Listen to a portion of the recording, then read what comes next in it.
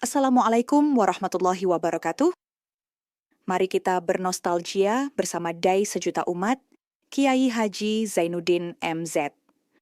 Petuah beliau yang bijak dan penuh makna selalu menyejukkan hati dan mengingatkan kita untuk terus mendekat kepada Allah Subhanahu wa Ta'ala.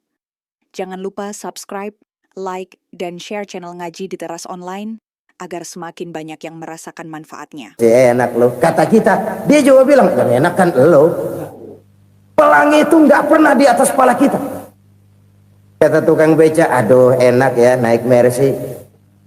Kata tukang beca, apa yang di dalam mobil Mercy? Aduh enak bener tukang beca, di jok ngeringkuk ngorok pulas bener. Saya kamar pakai AC sejuk, tempat tidur sutra empuk, alga spring bed, kulak kulik nggak bisa pulas kalau belum minum Valium, belum tidur. Enak bener tukang beca, di jok ngorok nggak tahu wetan kulon. Si tukang beca bilang yang di Mercy enak, yang di Mercy bilang tukang beca enak. Inilah enak, nggak pernah di atas kepala kita, di atas kepala orang lain melulu enak itu. Nah saudara-saudara, yang merupakan perbendaharaan surga itu orang yang bisa menyembunyikan kesulitan, baik pribadi ataupun rumah tangga. Nih terutama rumah tangga yang jadi soalnya. Kadang-kadang kita ini kalau senang, sebaliknya kalau senang kita diam, kalem aja, cuek.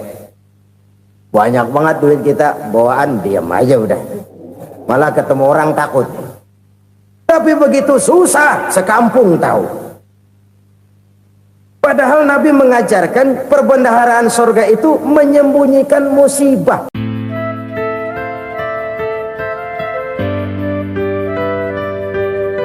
Selalu berusaha menyimpan sesuatu yang bisa membawa manfaat, baik untuk dirinya, untuk anak cucunya, maupun untuk keluarganya, untuk masa kini dan masa depannya.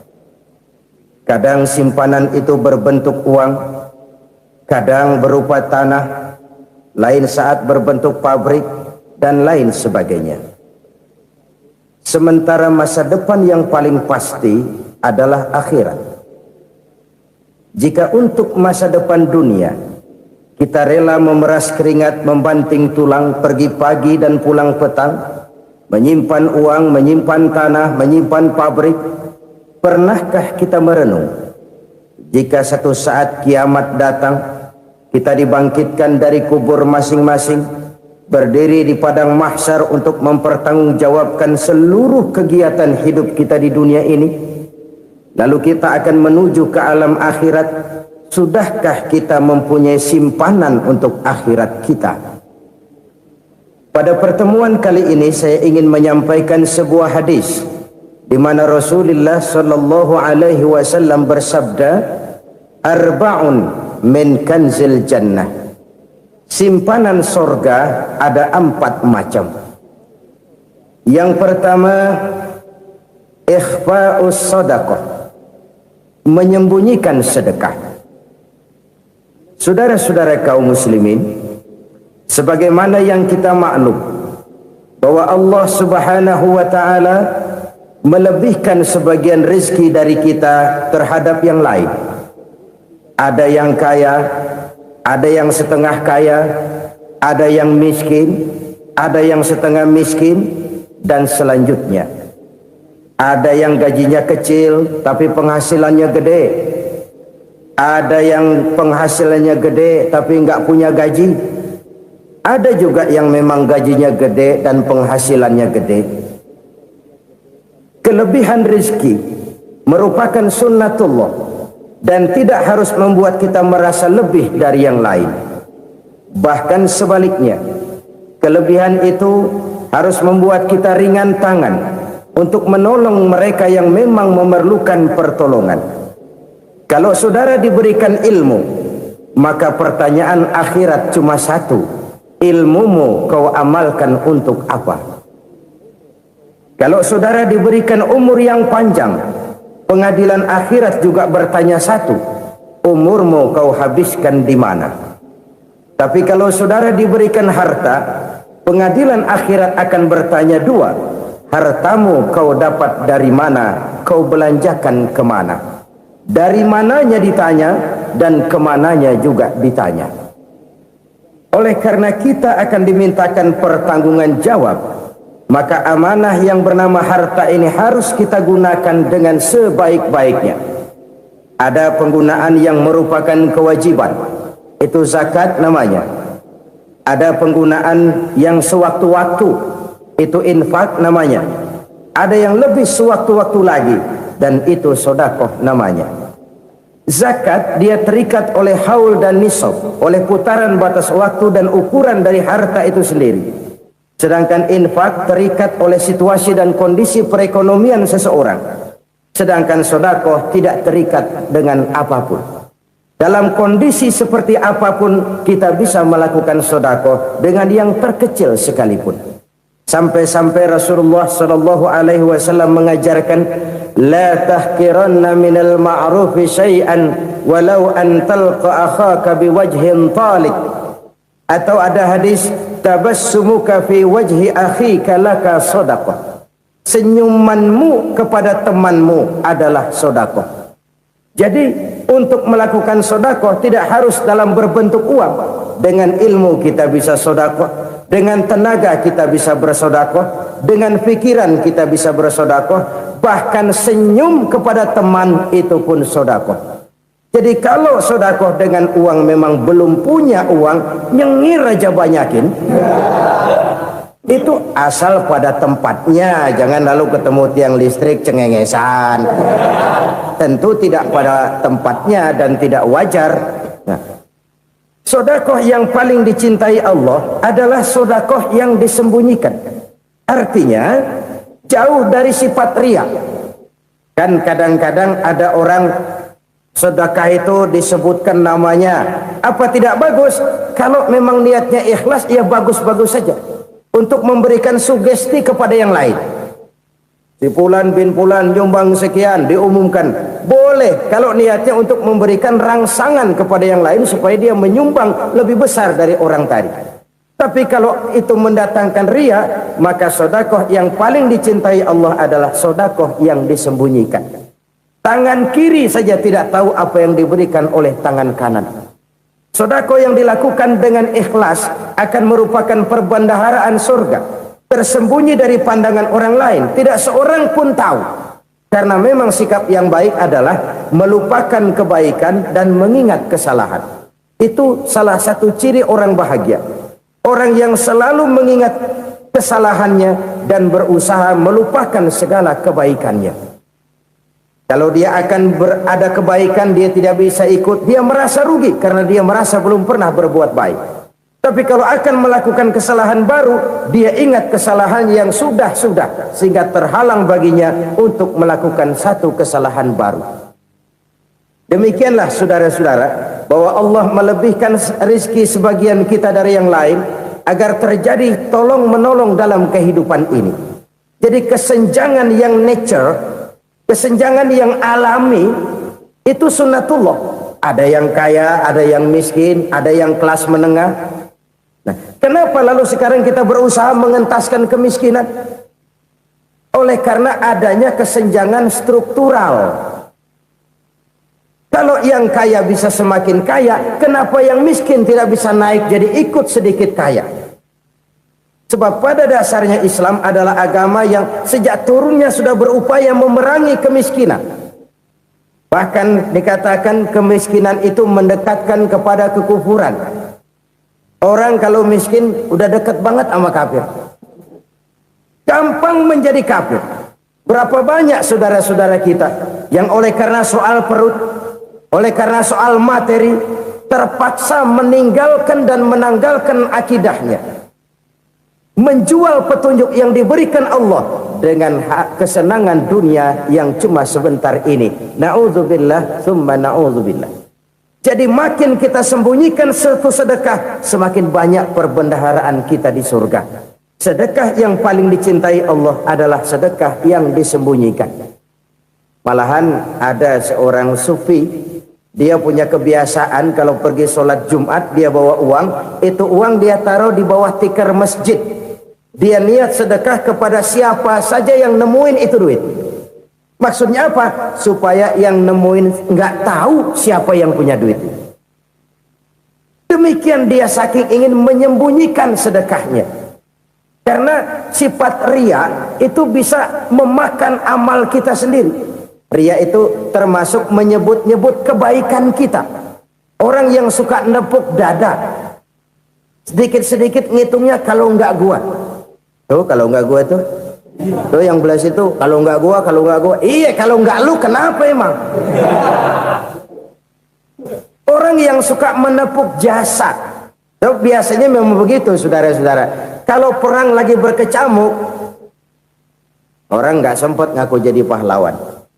Tapi begitu perang selesai, yang kagak kenal bedil ngaku pahlawan, mas. Itu sesuatu yang biasa. Oleh karenanya, orang-orang yang ikhlas dalam bersedekah, disembunyikannya sedekah itu, Allah cinta betul. Malahan ada hadis memberikan jaminan, inna sadaqatal mar'il muslimi tazidu fil umri wa tadfa'u mitata su'i. Sesungguhnya sedekahnya seorang mukmin tazidu fil umri, bisa menambah umur panjang, wa tadfa'u mitata su'i, dan menyelamatkan manusia dari mati secara su'ul khatimah. Jadi siapa yang kepengen panjang umur, banyaklah sedekah. Yang bosan hidup, pelit terus. Sedekah menambah panjang umur dan menyelamatkan manusia dari mati secara su'ul khatimah. Pak, katanya umur itu nggak bisa ditambah, nggak bisa dikurangin. Kapan? Kalau ajal sudah datang. Fa idza jaa ajaluhum la yastakhiruna sa'atan wa la yastakdimun. Kalau ajal datang tidak bisa dimajukan, tidak bisa dimundurkan. Itu kalau ajal sudah datang. Tidak bisa lagi umur ditambah dikurangi, sudah datang. Tapi kalau belum datang, itu kan haknya Allah. Mau ditambah, mau dikurangi, hak prerogatif Allah. Sebagai pencipta manusia, Allah maha kuasa dan maha mampu.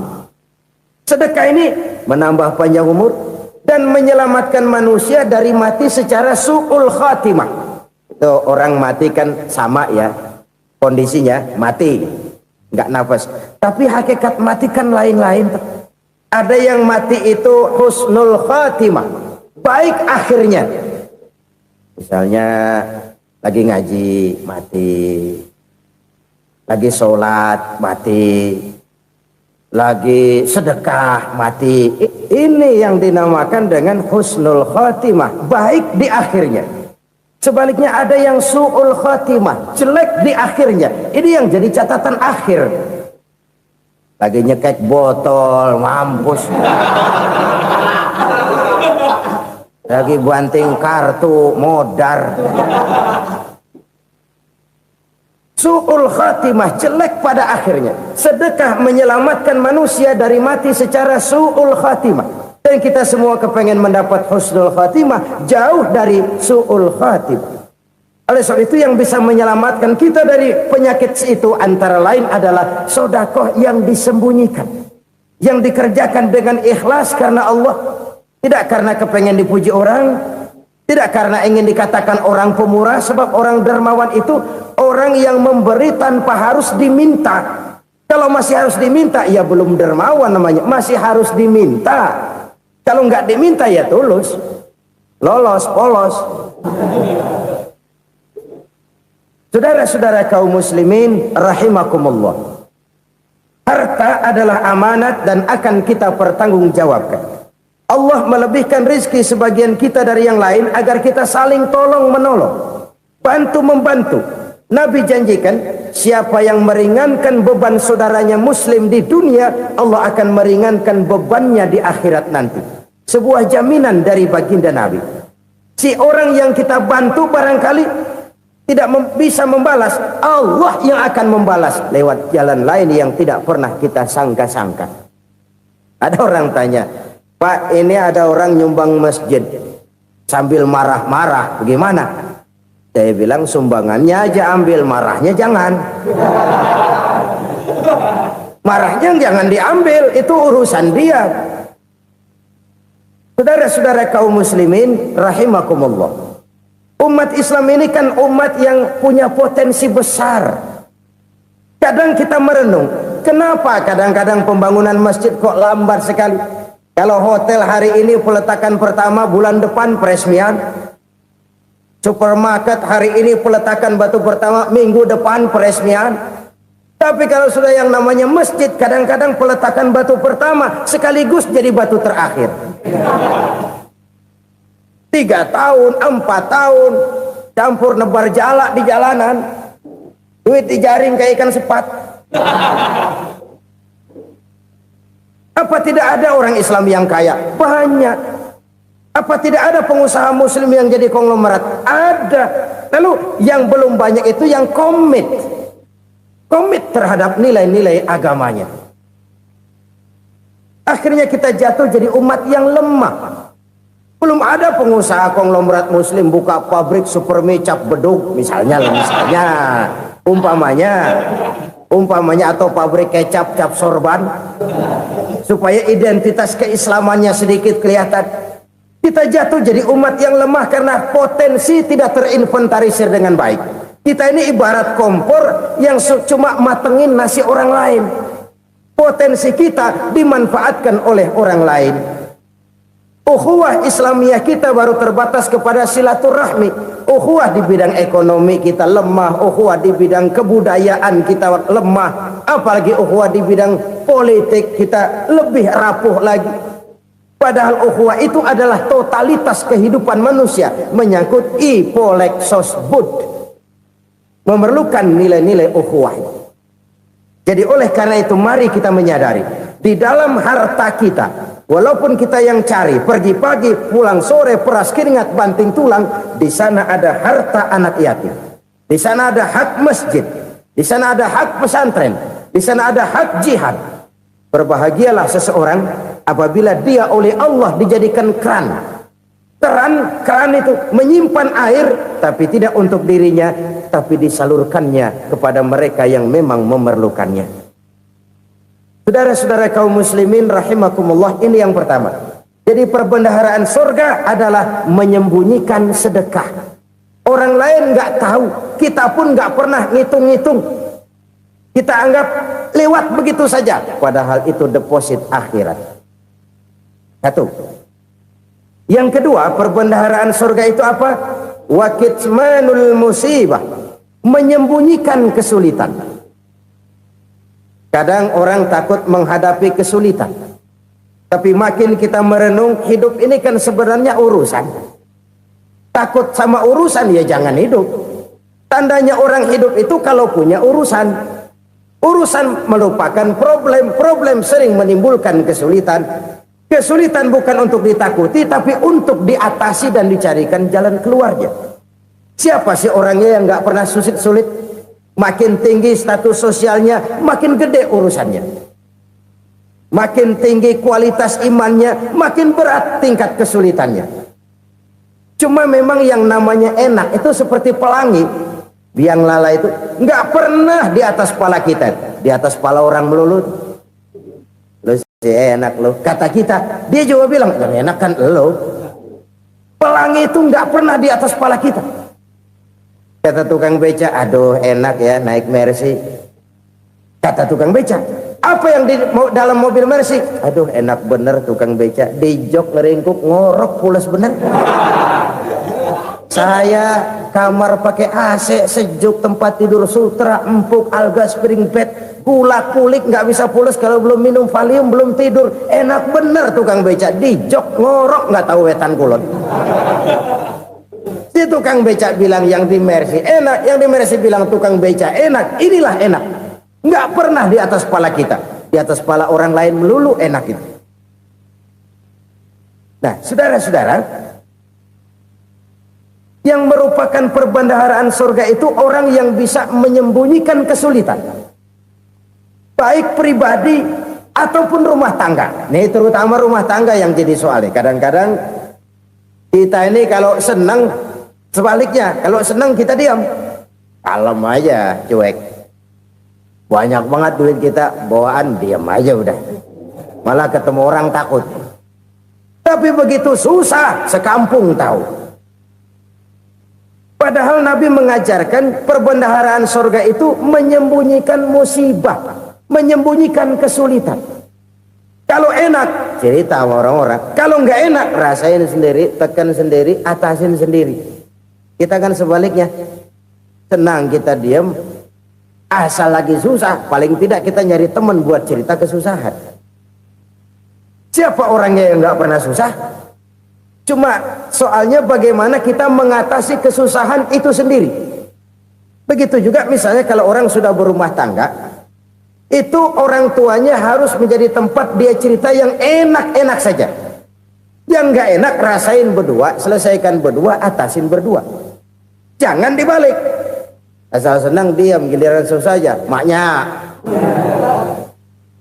laporan. Terbalik. Bisa menjaga security informasi. Maka nama bayam keluar diam, malah seluitan. Enak amat lo makan daging ayam. Security informasi.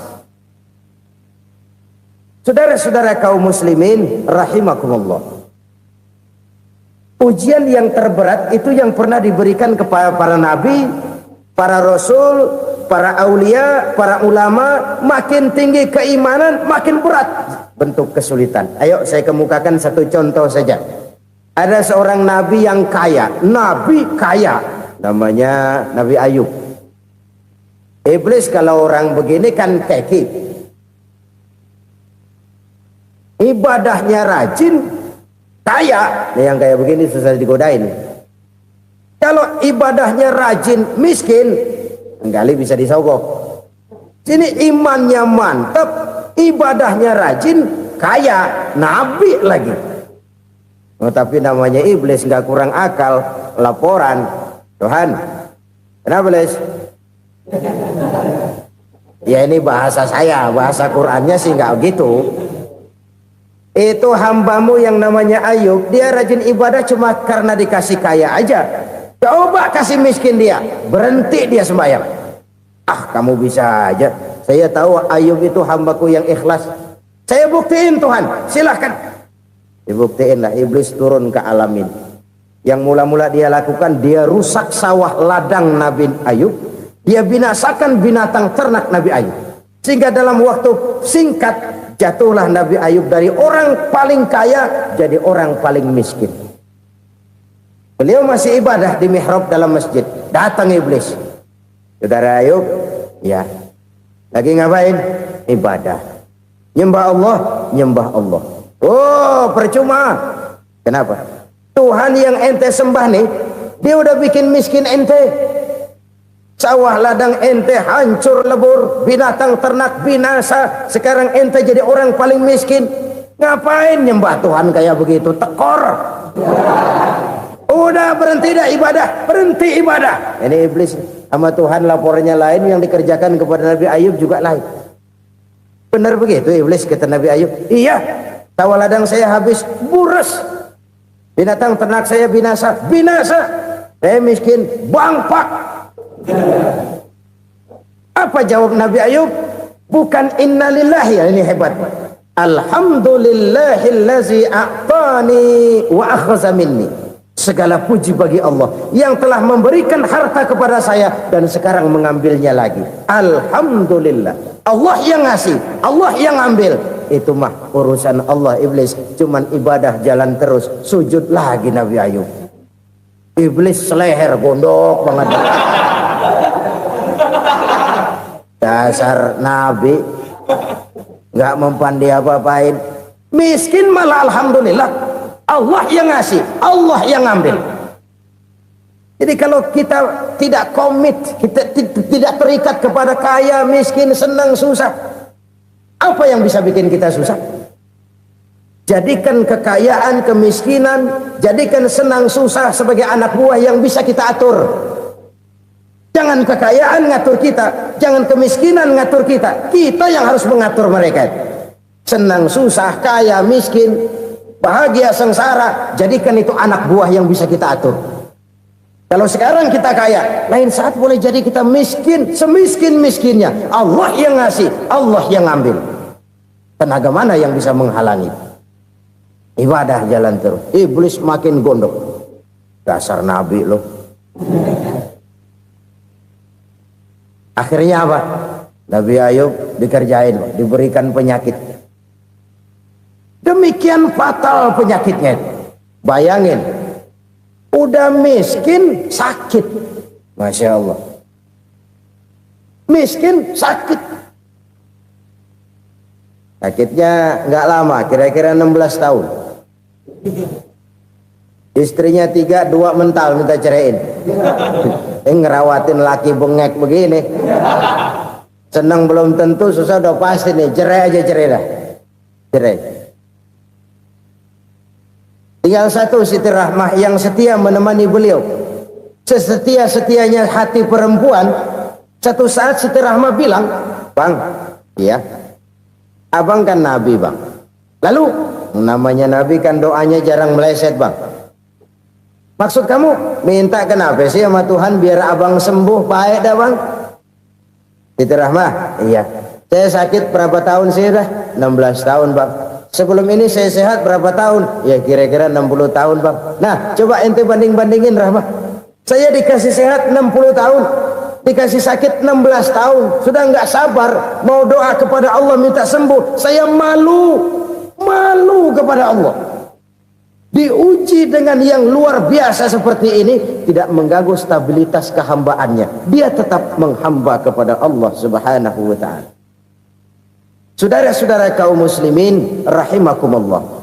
Kunci menghadapi kesulitan itu apa? Allah jelaskan dalam satu ayat, wa basyiris sabirin alladzina iza asabathum musibah qalu inna lillahi wa inna ilaihi raji'un. Gembirakan orang-orang yang sabar. Siapa mereka itu? Yang apabila mendapat musibah mereka kembali kepada keyakinan dasar segalanya dari Allah dan segalanya akan kembali kepada Allah. Ini konsepsi dasar dari sikap muslim dalam menghadapi berbagai kesulitan. Segalanya dari Allah, segalanya akan kembali kepada Allah. Kalau ini sudah kondisi dasarnya, maka kita akan lapang menghadapi kenyataan bagaimanapun pahitnya. Apakah itu namanya miskin, apakah itu namanya sakit, bahkan maut sekalipun. Segalanya dari Allah, segalanya akan kembali kepada Allah. Ini sikap hidup, bukan sekedar ucapan. Kita kadang-kadang menjadikannya sebagai ucapan. Mulutnya sehingga berhenti, innalillahi wa inna ilaihi raji'un, tapi nangisnya terus gerung-gerungan. Bukan itu, ini kesadaran moral. Kalau segalanya dari Allah, segalanya kembali kepada Allah, kan sebenarnya cuma nunggu giliran. Hari ini saya nyembayangin dia, entah hari apa saya disembayangin orang. Hari ini saya antar dia ke kubur, entah hari apa orang nganterin saya ke kubur. Hari ini saya tahlilkan dia, entah nanti kapan orang tahlilkan saya. Segalanya dari Allah, segalanya akan kembali juga kepada Allah. Oleh sebab itu saudara-saudara, kesulitan bukan untuk ditakuti. Kesulitan justru untuk diatasi, dicarikan jalan keluarnya. Dan tidak ada orang yang tidak pernah mendapat kesulitan. Tidak ada. Semakin tinggi status sosial, semakin tinggi kualitas keimanan, semakin besar juga tingkat kesulitan. Hanya saja bagaimana cara kita mengatasinya. Dan Al-Quran menyatakan, inna ma'al usri yusra. Di balik kesulitan itu pasti ada kemudahan. Roda itu berputar. Karena itu Rasulullah sallallahu alaihi wasallam mengingatkan kepada kita, ta'arraf ila Allah fir raha ya'rifka fis syiddah. Ingatlah kepada Allah di waktu kamu senang, supaya Allah ingat kepada kamu di waktu kamu susah.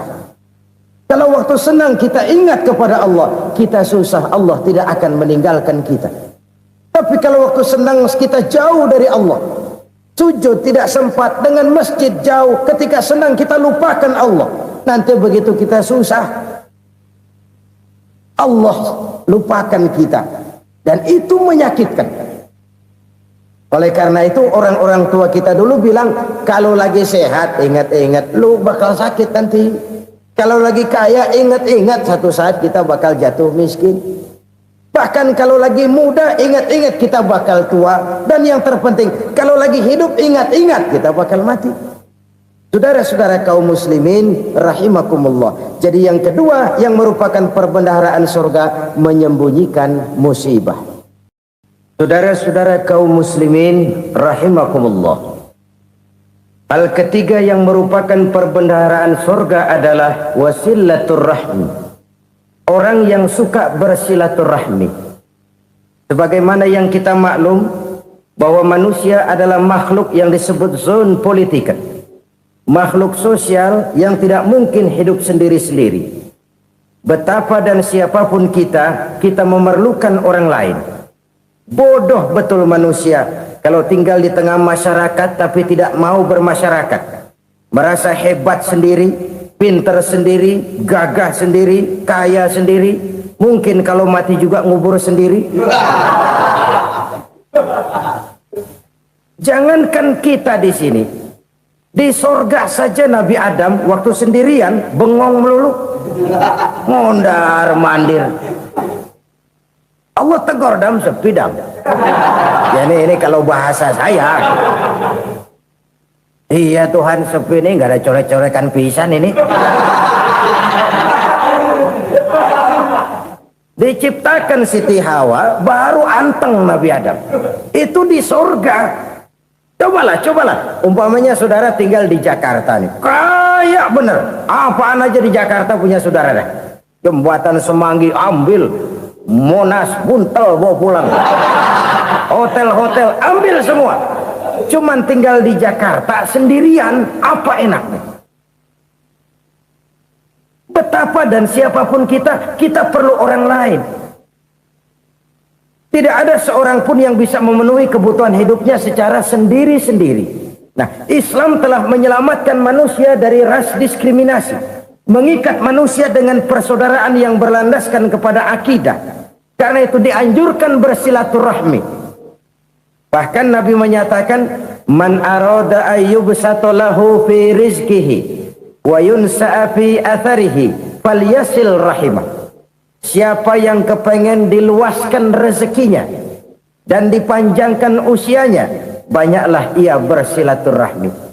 Siapa yang kepengen dimudahkan rezekinya, hendaknya ia banyak bersilaturahmi.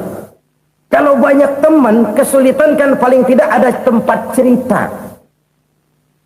Udah susah sendirian, kita pikirin diri, nggak ada tempat tukar pikiran. Cepet banget sama bengek. Dilawan sendiri. Nah, secara makro kita bisa berkata, tidak mungkin ada kemenangan kalau tidak ada kekuatan. Tidak ada kekuatan kalau tidak ada kesatuan dan persatuan. Tidak mungkin ada kesatuan dan persatuan tanpa semangat silaturahmi. Kalau umat Islam mau menang, dia harus kuat. Kalau umat Islam mau kuat, dia harus bersatu. Kalau umat Islam mau bersatu, dia harus membudayakan silaturahmi ini. Bahkan sampai-sampai kata Nabi, kalau bisa cari nilai tambah. Apa? Silman qata'ak. Bersilaturahmilah kau kepada orang yang marah denganmu. Masya Allah, indahnya ajaran agama kita. Orang yang marah pun kepada kita, kata Nabi, kalau bisa bersilaturahmilah kepadanya. Kepada orang yang marah itu. Di situ nilai tambah. Cuman jujur nih hadis, ngucapinnya gampang, ngamalinnya yang berat banget. Orang marah sama kita disuruh silaturahmi, ada apa malu? Lu marah, ada gua marahan lagi. Tunggu pikirin. Saudara-saudara kaum muslimin rahimakumullah. Tapi ini yang diajarkan, bahkan ini yang dicontohkan oleh baginda Rasul. Bagaimana begitu mudah, misalnya satu saat Abu Jahal ini ngatur strategi bagaimana bikin Muhammad celaka. Dia gali lubang di depan tempat tidurnya. Dia tutupin daun korma.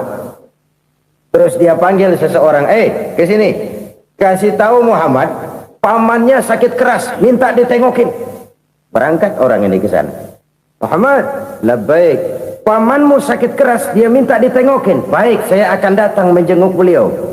Berangkatlah Nabi ke rumah Abu Jahal tanpa prasangka apapun.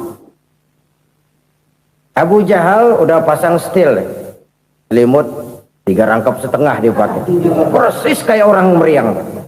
Tapi sembari ngintip dari balik selimut, Begitu Muhammad buka pintu, nah masuk perangkap nih. Muhammad jalan menuju tempat pembaringan. Makin lama makin dekat, makin lama makin dekat, makin dekat ke lubang yang dipasang oleh Abu Jahal itu. Dalam hati Abu Jahal, terus dah jatuh, mampus dah lo ini. Mampus lo hari ini nih. Apa yang terjadi? Malaikat Jibril datang. Muhammad, pamanmu cuma pura-pura sakit. Di depan tempat tidurnya ada lubang perangkap supaya kamu jatuh ke situ. Sudah, kamu pulang. Balik kanan Nabi. Sudah hampir jatuh ke lubang, balik kanan, pulang.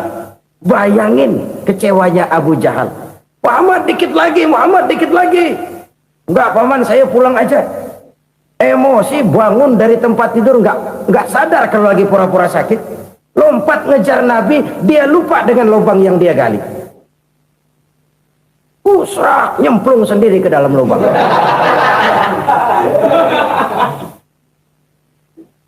Nabi terus berlalu. Ini terjadi keanehan. Jatuh ke lubang yang dia gali itu sebenarnya nggak terlalu dalam ya, antara 3-4 meteran lah. Tolong saya jatuh ke lubang ini. Datanglah pelayan-pelayannya itu. Angkat saya dari sini. Oh, yang ngulurin tambang. Satu gulung, belum juga nyampe itu tambang. Kurang, beli lagi ke warung. Sambung, ulur lagi, nggak juga bisa sampai. Wah, ini kerjaan Muhammad ini. Tolong, siapa salah seorang kamu ke rumah Muhammad, kasih tahu encangnya kecebur. Minta ditolongin. Sampaikan kepada Rasul. Kenapa? Pamanmu jatuh ke lubang, Muhammad minta tolong diangkatin. Tambang udah nyambung-nyambung nggak nyampe juga. Ya, nanti saya datang, saya tolong. Cobain. Nyata-nyata orang berniat jahat mau mencelakakan dia. Datang dia menolong. Ini yang disebut air tuba dibalas air susu ya ini. Bukan sebaliknya. Air tuba dibalas air susu. Paman, kecebur ya? Iya Muhammad, tolongin nih. Pegang tangan saya. Nabi ulurkan tangannya. Nyampe. Dipegang oleh Abu Jahal. Diangkat ke atas. Sampai atas. Apa kata Abu Jahal? Sihirmu memang hebat Muhammad.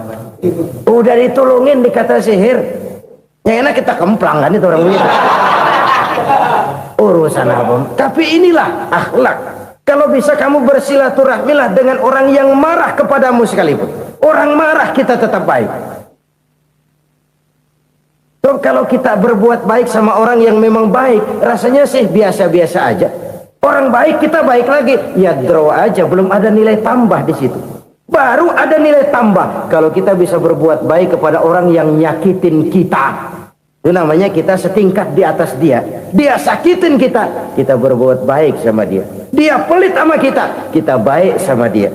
Dia marahin kita, kita deketin dia.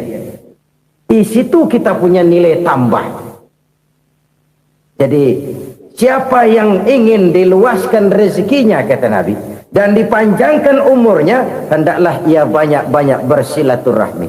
Sederhana sebenarnya silaturahmi. Tapi silaturahmi membangkitkan semangat kesatuan dan persatuan. Kesatuan dan persatuan melahirkan kekuatan. Dalam matematika, 1 ditambah 1 pasti 2. Tapi di tengah masyarakat, 1 orang takut ditambah 1 orang takut, hasilnya jadi 2 orang setengah berani. Kenapa setengah berani? Karena udah berdua. Tadi pan takut sendirian. Kalau dia kumpul turu-turu takut lah jadi berani. Kita yang lemah, kita yang tidak berdaya, kita yang miskin, kalau mau kompak bersatu, apa yang nggak bisa kita kerjain? Apalagi tinggal di kota besar, pilihan cuma 2, bertahan atau minggir. Bertahan atau minggir. Untuk bisa bertahan harus mampu bersaing. Untuk mampu bersaing harus punya keahlian. Keahlian harus ditunjang dengan pendidikan. Ditambah oleh kekompakan sebagai umat. Udah miskin mencar mulu, orang injak kita. Orang nggak pandang urusan apa yang malu. Oleh karena itu silaturahmi pada hakikatnya merupakan ruh dari ukhuwah yang diajarkan oleh agama kita. Bagaimana Islam menyelamatkan masyarakat manusia dari ras diskriminasi, mengikat manusia, dan tidak ada persaudaraan yang lebih indah selain persaudaraan yang diikat dengan nilai-nilai akidah. Sepanjang orang di jalan Allah, itulah saudara kita. Keluar dia dari jalan Allah, selesailah persaudaraan sampai di situ. Karena itu, kalau ingin menyimpan sesuatu di surga, banyaklah bersilaturahmi. Datang ke rumah ini, datang ke rumah itu, dan lain sebagainya. Itu simpanan kita di akhirat nanti. Ini yang ketiga. Saudara-saudara, yang keempat, perbendaharaan surga itu apa? Wa qawlu la hawla wa la quwwata illa billah. Ucapan la hawla wa la quwwata illa billah. Ibadah kan ada yang berat, modalnya besar. Bangun masjid berat, modalnya besar. Bangun rumah sakit berat, modalnya besar. Ada ibadah yang berat tapi modalnya ringan. Misalnya puasa. Puasa itu berat, mengendalikan nafsu. Kalau sekedar nggak makan nggak minum sih enteng. Mengendalikan nafsu itu jihad terbesar. Tapi kan modalnya ringan, cuma niat saja. Ini ibadah berat, modalnya ringan. Ada ibadah yang ringan, modalnya juga enteng. Seperti termasuk ucapan la haula wa la quwwata illa billah. Tanpa sadar, la haula wa la quwwata illa billah. Nyelengin tuh di surga. Nyelengin, kita nggak terasa. Nyelengin simpenan akhirat. La haula wa la quwwata illa billah. Nyimpan lagi. Kaget, la haula wa la quwwata illa billah. Nyimpan lagi. Banyak simpanan. Walaupun sebenarnya yang dimaksud di sini adalah kesadaran batin. Bahwa tidak ada daya dan kekuatan kecuali Allah. Itu intinya. Kita memulai pekerjaan disunahkan baca bismillah, kan begitu. Apa itu? Kesadaran moral. Bahwa ini saya bisa kerjakan. Saya kerjakan ini dengan menyebut nama Allah. Kenapa? Kalau Allah tidak memberikan daya dan kekuatan, mana mampu saya kerjakan ini. Maka saya kerjakan ini dengan menyebut nama Allah. Bismillah. Kesadaran moral. Manusia hanya wajib berusaha, tapi nggak pernah wajib berhasil. Banyak hal-hal yang kalau kita renungkan secara rasio nggak mungkin, tapi jadi kenyataan. La haula wa la quwwata illa billah. Tidak ada daya dan kekuatan kecuali bagi Allah semata-mata. Kesadaran moral akan kelemahan dan keterbatasan makhluk bernama manusia. Kadang kita kagum dengan otak, tapi kita sering lupa sama yang bikin otak. Padahal bagaimanapun hebatnya otak, yang bikin otak pasti lebih hebat dari otak. Nggak percaya, silahkan otak-otakan. Inilah kecenderungan. Kita kagum dengan pesawat-pesawat mutakhir, bukan main, besi gede banget terbang itu. Alangkah hebatnya. Lalu apa yang bikin otak tidak lebih hebat dari itu semua? Kita puji laut. Apa yang bikin laut tidak lebih hebat dari laut itu? La haula wa la quwwata illa billah. Tidak ada daya dan kekuatan kecuali Allah. Apa yang bisa kita lakukan kalau tidak karena daya dan kemampuan yang diberikan oleh Allah kepada kita? Lahirlah sikap tawadhu, rendah hati, tidak melonjak menjadi angkuh dan sombong, sadar akan kelemahan dan keterbatasan diri. Sebagai makhluk yang diciptakan oleh Allah Subhanahu wa ta'ala. Jadi satu sisi ini ucapan yang berpahala, la haula, jadi wiridan.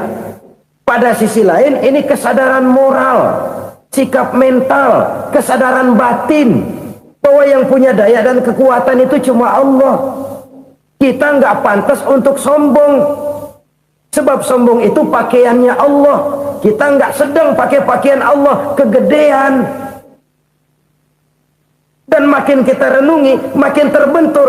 Apa sih yang bisa kita sombongin? Kita mau sombong apa? Kaya? Pintar? Itu kan semua relatif. Di atas langit masih ada langit lagi. Jadi oleh karenanya, marilah kita menyadari. Manusia hanya wajib berusaha, tapi tidak pernah wajib berhasil. Yang berusaha saja tidak wajib berhasil, apalagi yang tidak berusaha. Islam bukan agama orang pemalas yang selesai sholat lalu endelohom, nggelenggem ayem-ayem. Tapi Islam bukan agama orang sombong yang setelah berusaha lalu tidak memerlukan Allah. Kita bisa saja bikin proyeksi, tahun sekian kita bakal panen besar menurut perhitungan otak. Tapi ada kejadian lain. Apa? Tikus ngambek. Habis itu dimakanin tikus, panen gagal. Proyeksi rasional gagal oleh tikus-tikus yang ngambek itu. Bisa saja terjadi. Tahun depan kita panen besar, urung. Kenapa? Musim panas panjang. Dan sekarang ini koran-koran bikin berita musim mengalami penyelewengan. Bukan cuma manusia yang nyeleweng sekarang. Musim pakai nyeleweng. Mestinya kan musim hujan udah selesai, masih hujan-hujan juga. Musim. Nah sekarang kita boleh bikin proyeksi, kita bakal panen besar. Tahu-tahu musim panas panjang, sawah retak, air kering. Cari teknokrat yang paling botak, suruh pendekin tuh musim panas. La haula wa la quwata illa billah. Inilah kesadaran moral. Saudara, saya teringat satu saat ada seorang konglomerat. Umurnya ya kira-kira 70-an. Satu saat dia ditanya oleh wartawan, "Pak, umur Bapak berapa sih?" "Ya paling 10 tahun." 10 tahun? 10 tahun? Anak Bapak berapa orang? Satu saja? Satu. Harta Bapak berapa? Ya paling-paling bangsa 7 juta kali. 7 juta? Iya. Pak, kenapa Bapak bohongi saya?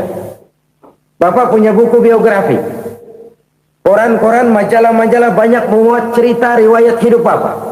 Saya tahu umur Bapak 70. Kenapa bilang cuma 7 tahun? Saya tahu anak Bapak 8. Kenapa cuma bilang 1? Saya tahu harta Bapak miliaran, mungkin triliunan, pabrik di mana-mana, bank di mana-mana. Kenapa bilang uang Bapak cuma 7 juta? Nah, kata si konglomerat tadi, "Kamu benar, Nak, kamu benar. Umur saya kalau jumlahnya memang 70, Nak. Cuman ingat-ingat saya, baru 7 tahun terakhir ini saya sujud. Baru 7 tahun terakhir ini saya berusaha dekat dengan Allah. Saya laksanakan perintahnya, saya jauhi larangannya. 7 tahun inilah rasanya yang ada nilainya di hadapan Allah. Yang 63 tahun matong, kelabu, kelem umur gue. Habis untuk maksiat, untuk munkarat. Maka ketika ditanya tadi, umur saya 7 tahun itu. Oh begitu Pak. Oh iya. Lalu anak Pak, anak Bapak kan 8. Kenapa bilang cuma 1? Nah, kalau jumlah hitungannya memang anak saya 8. Tapi dari 8 orang ini rasanya cuma 1 nih yang bakal jadi buah hati, belahan jantung, pelanjut cerita, penerus sejarah, bakal jadi anak soleh yang akan mendoakan saya. Cuma 1 rasanya anak saya ini yang bakal jadi buah hati saya, besar-besaran saya, yang akan mendoakan di kubur saya, yang akan mendoakan di akhirat saya. Yang 7 orang mana? Masya Allah, yang satu tenggeng, yang satu nyekek botol mulu, yang itu nggak karu-karuan. Makanya saya bilang 1 anak saya yang akan bisa mendoakan saya. Oh begitu Pak. Iya. Nah harta Pak, harta Bapak kan triliunan, pabrik Bapak di mana-mana, uang Bapak hampir di tiap bank-bank besar. Kenapa bilang cuma 7 juta? Betul kau Nak. Harta saya kalau jumlahnya memang miliaran, triliunan mungkin. Tapi yang saya ingat baru 7 juta tuh yang saya belanjakan di jalan Allah. Saya nyumbang masjid, saya santuni yatim piatu, saya bantu pembangunan pesantren, saya bantu pembangunan rumah sakit Islam. Itu yang akan saya bawa pulang ke akhirat, yang 7 juta itu. Yang triliunan itu nanti akan diperebutkan oleh anak-anak saya sebagai waris saya. Jadi harta saya 7 juta itu yang bakal nemenin saya di akhirat, yang akan saya bawa pulang jadi teman saya. Saudara-saudara kaum muslimin, jangan-jangan orang tua itu adalah kita-kita ini. Jangan-jangan kita-kita ini adalah orang tua itu. Jangan-jangan itu potret dari diri kita masing-masing. Dari sekian umur yang diberikan Allah, berapa tahun yang ada nilainya di hadapan Allah? Dari sekian anak-anak yang merupakan amanah, berapa yang akan mendoakan kita sebagai orang tuanya menjadi anak soleh? Dari sekian banyak harta yang diberikan Allah, berapa yang akan kita bawa pulang menghadapnya nanti, yang kita belanjakan di jalan Allah? Ini sebuah potret kehidupan. Karena itu kita kembali kepada la haula wa la quwata illa billah.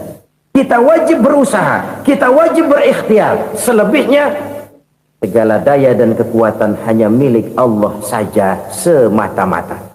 Satu kesadaran batin dari setiap pribadi muslim. Setelah ia berusaha dan berikhtiar, ia menyerahkannya kepada Allah Subhanahu wa ta'ala. Jadi satu sisi ini merupakan wiridan ucapan yang mengandung pahala. Pada sisi lain ini merupakan sikap batin dari seorang muslim di dalam ia menghadapi realitas kehidupan ini. Saudara-saudara kaum muslimin rahimakumullah. Kalau ini kita jadikan satu basis kehidupan, maka ini akan menyelamatkan manusia dari kemungkinan tergelincir menjadi orang yang lupa diri dan lupa darat. Sebab itu Imamul Ghazali berpesan, jadidis safinah fa innal bahra amiq wa khuziz zad fa inna safara ba'id wa khaffifil hamla fa innal hamla sadid. Perbarui selalu kapalmu karena lautan sangat dalam. Bawa bekal yang banyak karena perjalanan ini sangat jauh. Ringankan beban karena kebanyakan beban akan menyakitkan. Alangkah indah kalimat ini, alangkah dalam makna yang terkandung di sana. Perbarui selalu kapalmu karena lautan sangat dalam. Apa artinya ini? Jaga mentalmu baik-baik. Pelihara imanmu baik-baik karena hidup penuh cobaan seperti lautan. Kita kalau berlayar di lautan kan kadang-kadang tenang, angin bertiup sepoi-sepoi basah. Jika malam datang bintang gemintang bertabur menghias cakrawala, rembulan memantulkan sinarnya dengan indah.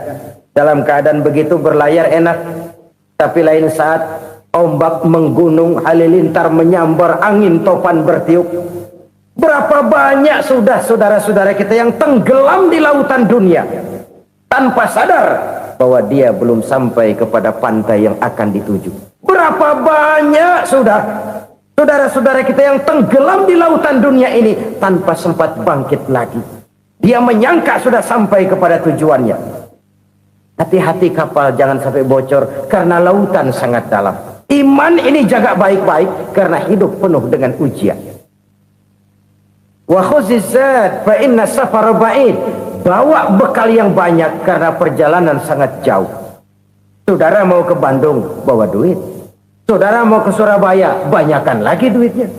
Saudara mau ke Mekah, gepokan, iketan tuh duit nggak lembaran lagi. Makin jauh perjalanan, makin banyak bekal yang harus kita bawa. Kalau saudara dari Jakarta mau ke Surabaya, kagak bawa duit berangkat juga, itu sih bukan berani namanya, nekat. Sampai Surabaya belum tentu, sengsara di jalan udah pasti. Kenapa? Nggak bawa bekal berangkat. Sama juga kita nih, misalnya belum sempat sembahyang, mati. Waduh, berani banget orang. Belum punya bekal, mati. Sengsara di jalan. Atau bekal tidak cukup. Dari Jakarta saudara mau ke Surabaya, bawa duit 500 perak. Paling jauh Cikampek nyampenya itu. Paling jauh itu. Antara jauhnya perjalanan dengan bekal yang saudara bawa tidak seimbang. Hidup ini perjalanan panjang. A walking tour. Dimulai dari alam arwah. Sebelum jasad diciptakan, roh diciptakan lebih dulu. Dari situ pindah ke alam rahim. Dari alam rahim pindah ke alam dunia. Dari alam dunia pindah ke alam barzah. Baru menuju akhirat. Satu perjalanan panjang. Kalau bekal tidak bawa, sengsara di jalan. Bawa bekal yang banyak karena perjalanan ini sangat jauh. Wa khaffifil hamla, ringankan beban karena beban itu cuma akan menyulitkan. Kalau bekal itu sih keperluan, tapi beban nggak kita perluin, cuma ngeberat-beratin. Apa ini beban? Dosa. Kecurangan, kebatilan, kezoliman, ketidakadilan, kesewenang-wenangan. Itu akan jadi beban kita di akhirat. Alangkah celakanya, perjalanan panjang, bekal tidak bawa, beban kelewat banyak, alamat sengsara di jalan. Pahala tidak ada, dosa berlipat ganda. Na'udzubillah, summa na'udzubillah. Kalau kita rangkum nasihat Al-Ghazali dengan kisah si konglomerat tadi, kita akan mengambil kesimpulan. Pertama, bekal terbaik dalam menghadapi gejolak kehidupan ini tidak lain adalah iman. Yang kedua, pahala dan dosa. Dua hal kontroversial. Pahala adalah bekal, dosa adalah beban. Tapi kita sekarang kan tidak begitu terangsang kepada yang abstrak. Orang berlomba mencari yang konkret-konkret saja, yang real. Kalau memang dosa, benjol dong, kira-kira begitu. Kira-kira begitu. Persis orang Yahudi dulu. Orang Yahudi itu kan pernah minta kepada Nabi Musa, ya Musa, lan nu'mina laka hatta narallaha jahrah. Musa, kami nggak bakal mau beriman kepada Allah kalau belum kami lihat Allah ada nongkrong di depan kami. Kalau memang Tuhan ada, taruh dong di depan kami. Mau yang konkret-konkret saja. Kalau memang dosa, benjol dong. Kalau memang pahala, berasa dong. Orang terangsang kepada yang real, yang konkret-konkret saja. Karena itu, untuk mengejar dosa, orang mau bayar. Tapi untuk mengejar pahala, walaupun tidak bayar, orang segan. Ini yang dikatakan oleh Nabi, kamu mengharapkan ke surga, tapi kamu berat melaksanakan sesuatu yang bisa membawa kamu ke surga. Kamu ingin jauh dari neraka, tapi tiap saat kamu lakukan perbuatan-perbuatan yang justru menjerumuskan kamu ke neraka. Idda'aitum an-najata minan nar wa ramaitum fiha anfusakum. Kamu ingin selamat dari neraka, tapi kamu lemparkan diri kamu ke neraka. Kamu ingin masuk surga, tapi berat sekali kamu melakukan perbuatan-perbuatan yang bisa menyampaikan kamu di surga. Saudara-saudara kaum muslimin rahimakumullah. Jadi hal keempat yang merupakan perbendaharaan surga adalah la haula wa la quwwata illa billah. Satu sisi ini merupakan ucapan yang memperberat timbangan akhirat. Pada sisi lain ini merupakan sikap hidup seorang muslim. Kesadaran batin yang sangat dalam bahwa tidak ada daya dan kekuatan kecuali Allah. Dan itu kita simbolkan pada saat memulai pekerjaan dengan Bismillah, dengan menyebut nama Allah. Satu kesadaran moral, saya hanya bisa melakukan ini karena diberikan daya dan kekuatan oleh Allah. Lahirlah sikap tawadu, rendah hati, tidak melonjak menjadi angkuh dan sombong. Saudara-saudara, sampai sini dulu jumpa kita kali ini. Semoga 4 perbendaharaan surga ini dapat kita lakukan, yang kelak akan merupakan bekal kita di kemudian hari nanti. Amin ya Rabb. Bapak-bapak, ibu-ibu, saudara-saudara kaum muslimin rahimakumullah. Murai di dahan dan koko ayam di kandang. Dunia ini penuh dengan berbagai macam kesibukan. Sejak dari petani yang turun ke ladang, pedagang yang berangkat ke pasar, pelajar yang menuju sekolah, sampai kepada pegawai yang berangkat ke kantor, seluruhnya tidak lain untuk mencari sesuatu yang bernama bahagia. Setiap orang menginginkan kebahagiaan, dan tidak seorang pun menginginkan kesengsaraan dalam kehidupan ini. Namun nyatanya tidak setiap orang yang ingin bahagia mengetahui jalan yang harus ditempuhnya untuk sampai kepada kebahagiaan itu. Maka pada kesempatan pertemuan kali ini, saya ingin menyampaikan sebuah hadis dari junjungan kita baginda Nabi besar Muhammad sallallahu alaihi wasallam yang termuat dalam kitab Mukhtarul Ahadits An-Nabawiyah, di mana beliau bersabda, Arba'un min sa'adatil mar'i. Ada 4 perkara yang merupakan tanda dari orang bahagia. Saya mau tanya, di antara saudara-saudara yang hadir di sini, apa ada yang kepengen jadi orang sengsara? Ya. Seluruhnya tentu ingin mendapatkan kebahagiaan. Maka menurut resep dari Nabi kita, tanda orang bahagia itu 4. Jadi kalau saudara ingin bahagia, harus mempunyai 4 perkara ini. Yang pertama, orang bahagia itu kata Nabi, darun wasi'un. Punya rumah biar bagus asal gede. Enak ngaturnya. Daripada sudah punya rumah kecil, adanya di pinggir kali, gubuk, kalau hujan bocor, miring lagi, kiamat. Loh, kalau gitu Islam materialis dong. Hadis ini boleh diartikan dengan makna hakiki, arti yang sebenarnya. Boleh diartikan dengan makna majazi, arti kiasan. Kalau dia diartikan dengan arti kias, maka yang dimaksud darun wasi'un ay qalbun wasi'un. Rumah yang luas tidak lain daripada hati yang lapang. Karena di situ kunci kebahagiaan yang sebenarnya. Walaupun kita cuma tinggal di petak berukuran 2 kali 3 meter, kalau hati kita luas rasanya rumah itu.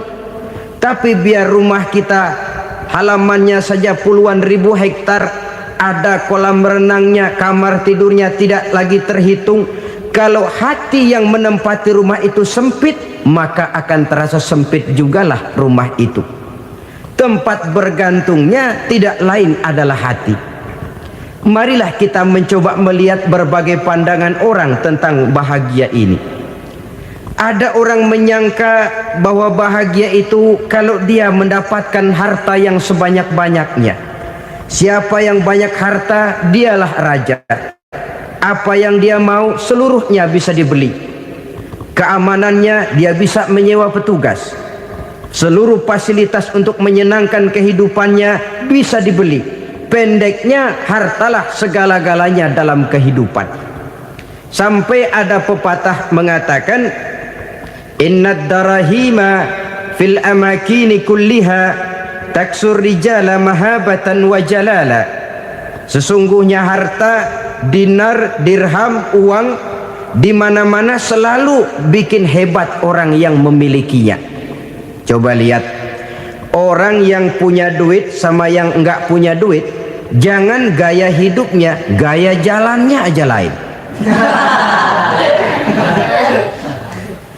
Wahia lisanun liman arada fasahatan, wahia silahun liman arada qitala. Uang adalah senjata yang paling ampuh bagi orang yang mau pergi perang, dan lidah yang paling fasih bagi orang yang mau bicara. Kalau bicara dengan lidah macet, cobalah bicara dengan harta, lancar. Sampai ada pepatah demikian, segalanya bisa diatur dengan harta. Maka di kalangan orang yang berpandangan semacam itu, seluruh kegiatan hidupnya hanya terfokus kepada bagaimana mengumpulkan harta yang sebanyak-banyaknya. Tidak peduli halal haram, tidak kenal sore pagi siang dan malam, tidak sempat sujud, jauh dari agama, jauh dari kehidupan yang bersifat ruhaniyah, jauh dari Allah dan sebagainya. Sampai dalam Al-Quran dikelompokkan dalam kelompok yang dinamakan lumazah. Allazi jama'a malahu wa addadah yahsabu anna malahu akhladah. Mereka mengumpul-ngumpulkan harta sebanyak-banyaknya dan menyangka bahwa harta yang banyak itu dapat mengekalkan hidupnya, mengekalkan kekayaannya, mengekalkan kebahagiaannya. Saudara hadirin yang berbahagia, kalau pandangan hidup ini benar, artinya kalau harta memang merupakan satu-satunya hal yang dapat membuat orang bahagia, tentu di rumah mewah tidak akan pernah ada tangis derita. Tentu di satu tempat di mana fasilitas hidup serba menunjang tidak ada yang namanya penderitaan. Tapi suka dan duka, sedih dan gembira, senyum dan tawa adalah milik setiap orang, baik dia punya harta maupun dia tidak punya harta. Nyatalah bahwa harta semata-mata bukan merupakan jaminan bahwa orang akan bahagia. Walaupun tanpa harta orang sulit untuk bahagia. Saya mau cerita, ada orang super kaya. Namanya Aristotle Onesius, raja tanker Yunani. Dia punya kapal tanker saja konon sampai 11 banyaknya. Punya perusahaan penerbangan yang disebut Olympic Airlines. Punya hotel di berbagai kota besar di dunia ini, sejak dari New York, London, Paris, Rome dan sebagainya.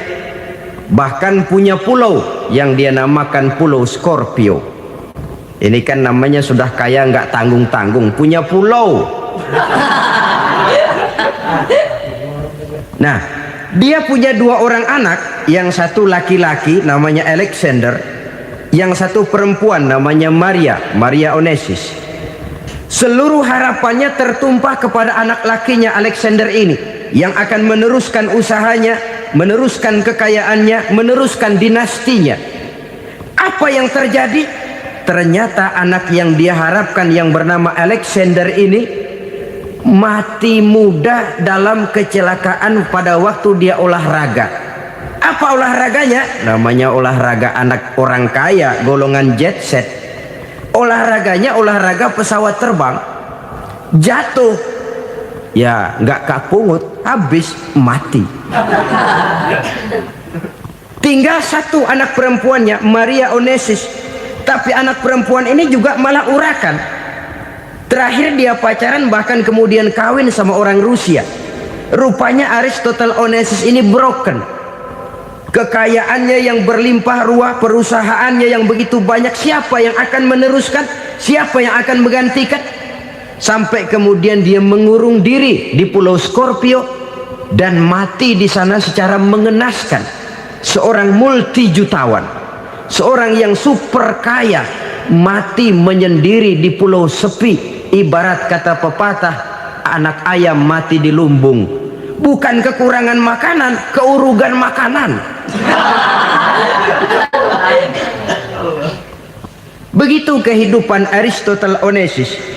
Dan banyak orang-orang yang sudah demikian kaya sampai dibingungkan oleh kekayaannya sendiri.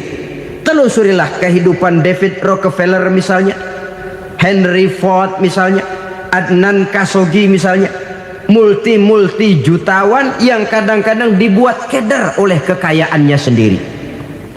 Pantas ketika Imam Ali ditawarkan orang, "Ya Ali, kalau kepadamu disuruh pilih ilmu atau harta, kau pilih mana?" Ya jelas pilih ilmu dong. Kenapa? Pertama, ilmu kalau kita berikan kepada orang lain tambah.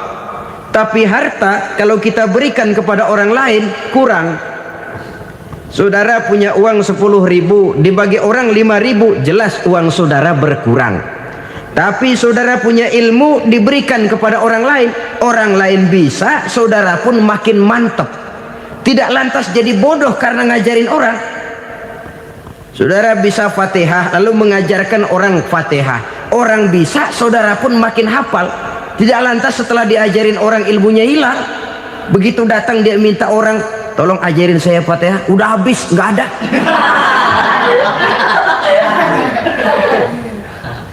Yang kedua kata Imam Ali, ilmu menjaga kita.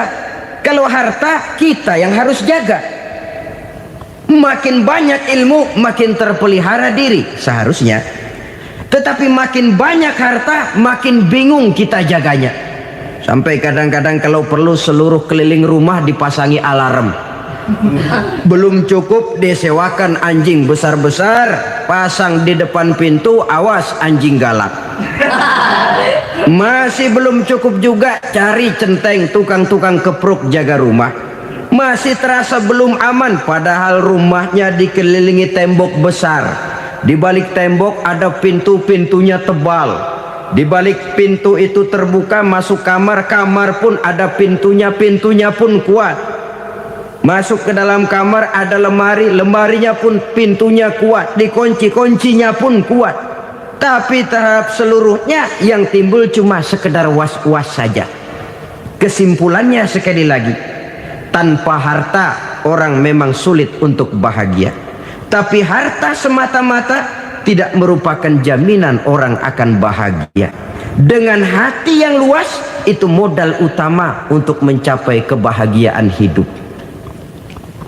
Orang yang hatinya luas, saudara-saudara, punya hati yang lapang, melihat kenyataan hidup ini, dia bersyukur senantiasa kepada Allah. Lantas tidak timbul hasud dan iri hatinya. Oleh karena itu jiwanya selalu lapang. Kalau tidak, cupik hati namanya, dangkal pandangan, tidak senang melihat orang lain dapat nikmat, dan itu sering dijadikan contoh.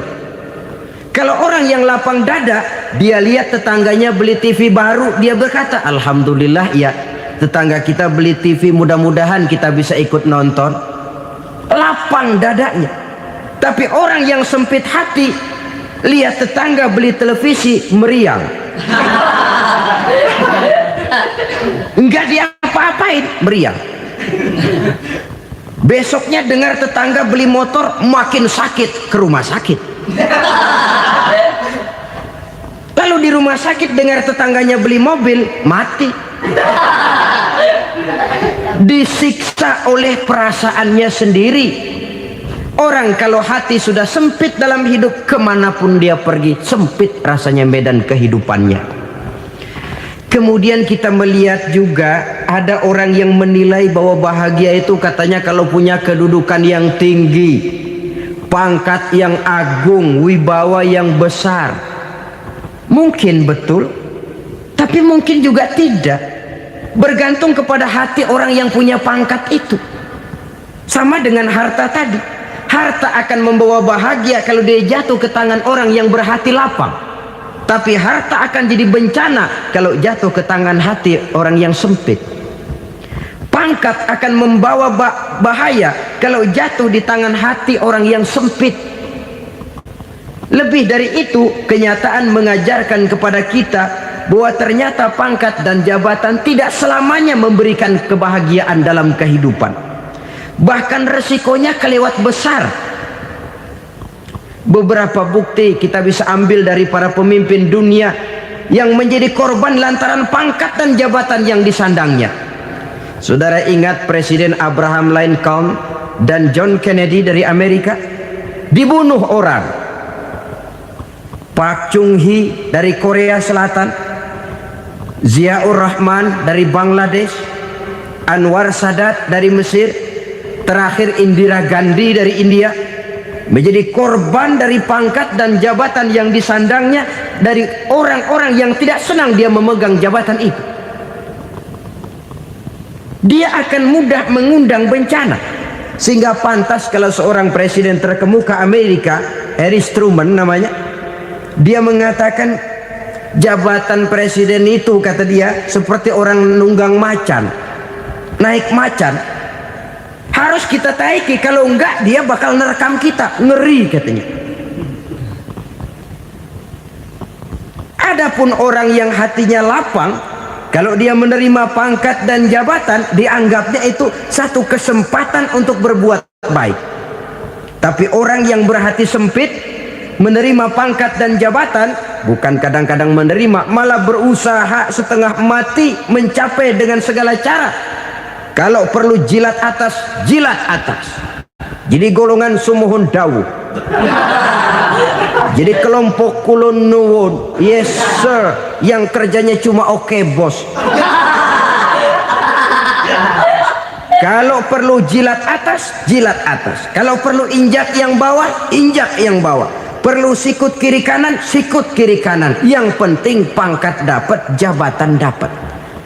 Orang yang semacam ini, kalau sudah mempunyai pangkat dan jabatan, biasanya dia tidak menganggap itu sebagai amanah, tidak menganggap sebagai kesempatan berbuat baik, tapi malah kesempatan untuk memperturutkan hawa nafsunya yang dilatar belakangi oleh kesempitan hatinya tadi.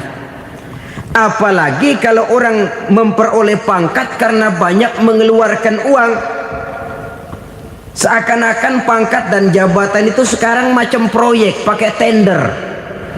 Siapa yang berani bayar segini naik, nggak berani minggir.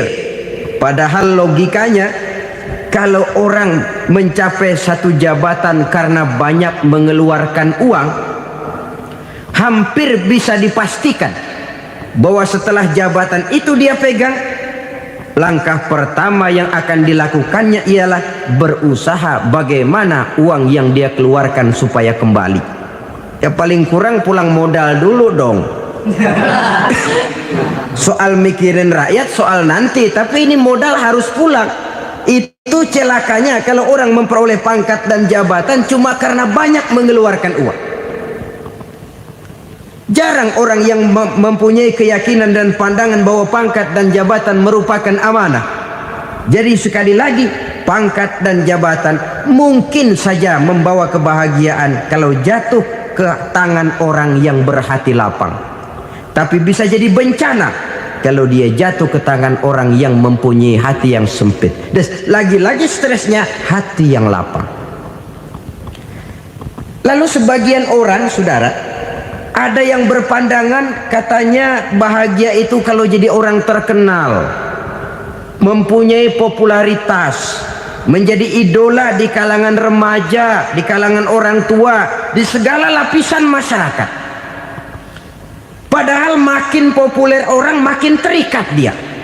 Ya kalau macam kita ini kan nggak punya nama, nggak populer, tengah malam buta mau nongkrong di warung Tegal aman.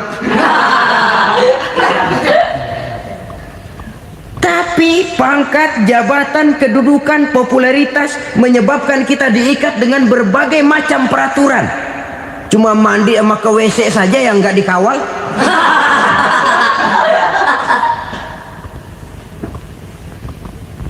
Benarkah popularitas, ketenaran membawa kebahagiaan? Mungkin ya, tapi mungkin juga tidak. Kenapa? Banyak orang-orang populer yang mengakhiri hidupnya secara tragis. Kita ambil beberapa nama. Di Amerika tahun 60-an ada bintang seksi paling terkenal yang dijuluki sex bomb, bom seks. Sampai sekarang jadi legenda, namanya Marilyn Monroe. Singkatan doublenya itu inisialnya MM, Marilyn Monroe. Terkenal, top, sampai dia mati tahun 62. Namanya sekarang masih saja dibicarakan orang. Kenapa dia bunuh diri? Tidak punya hartakah dia? Banyak. Kurang populerkah dia? Seluruh dunia mengenalnya. Sejak rakyat kecil sampai pejabat tinggi dia punya hubungan. Kenapa? Jenuh.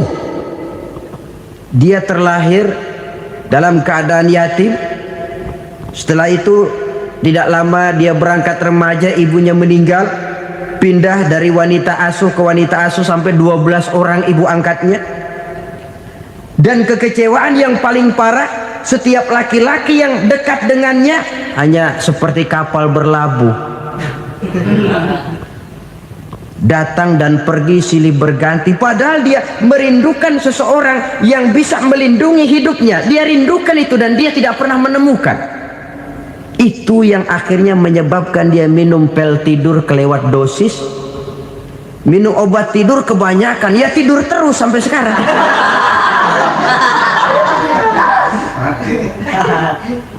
Dia mengakui, saya telah memiliki ketenaran, tapi saya tidak pernah hidup dalam ketenaran itu.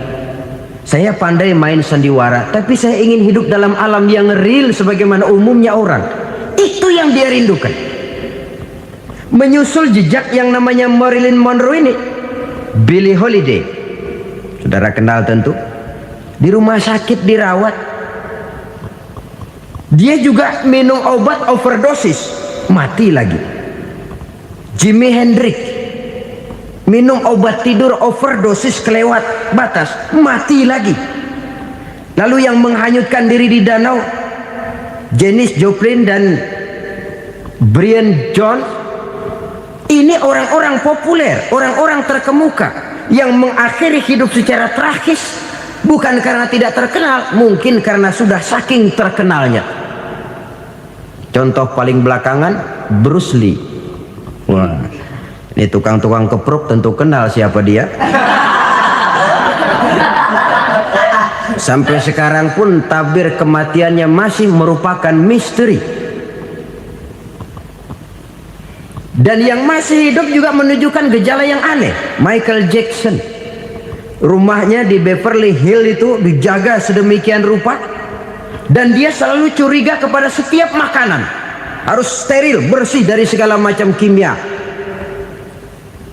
Kemana dia pergi, itu tukang-tukang kepruk sudah selalu menjaga dan mengawal, dan dia seakan takut menunjukkan mukanya yang asli.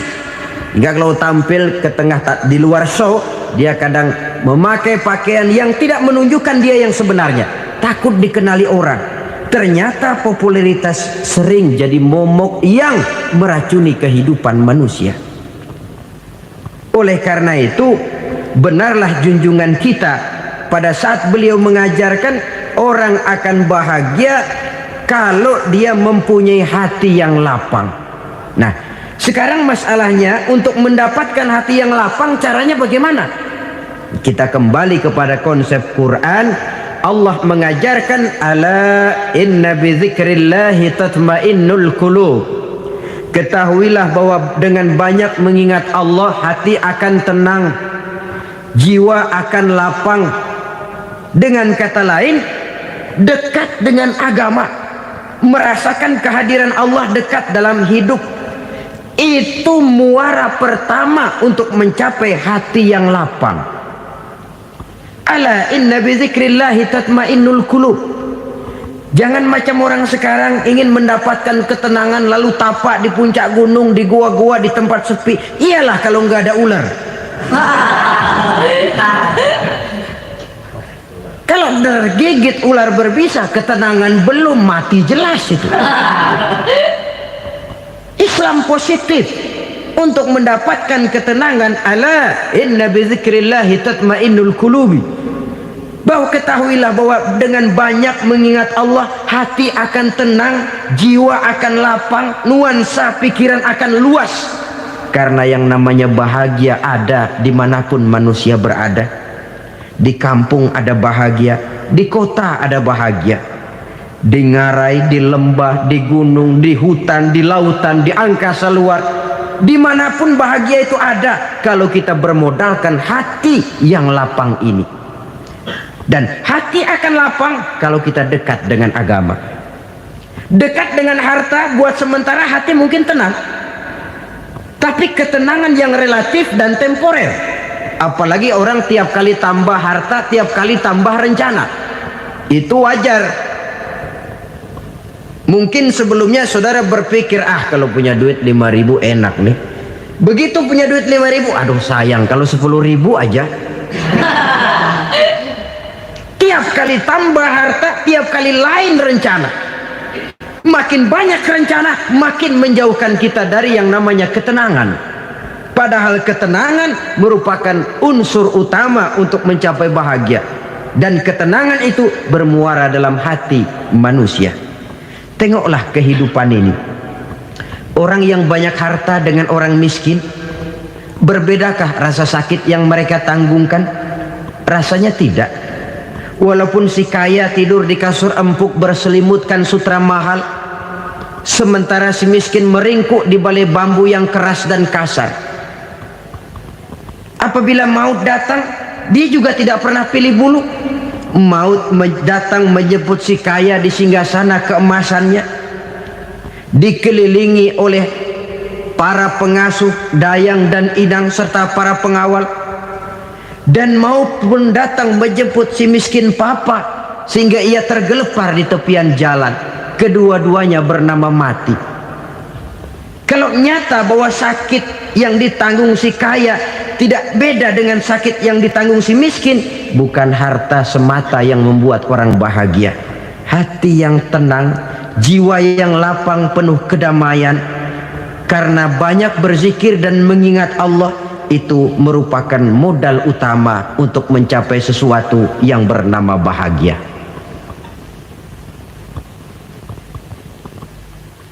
Saudara hadirin yang saya hormati, inilah yang pertama dari 4 ciri yang digambarkan oleh Nabi tentang tanda-tanda orang bahagia. Dan harus berangkat dari yang pertama ini, hati yang lapang. Ini yang harus kita miliki lebih dahulu, baru nanti akan menyusul kepada poin yang ketiga, kedua, dan selanjutnya. Sebab kalau hati sudah terisi dengan jiwa yang lapang, seluruh persoalan insya Allah akan bisa kita atasi dengan sebagaimana mestinya. Yang kedua sekarang, tanda orang bahagia menurut baginda Nabi, markabun syariah.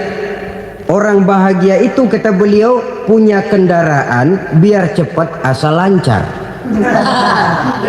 Artinya kemana dia mau pergi mudah.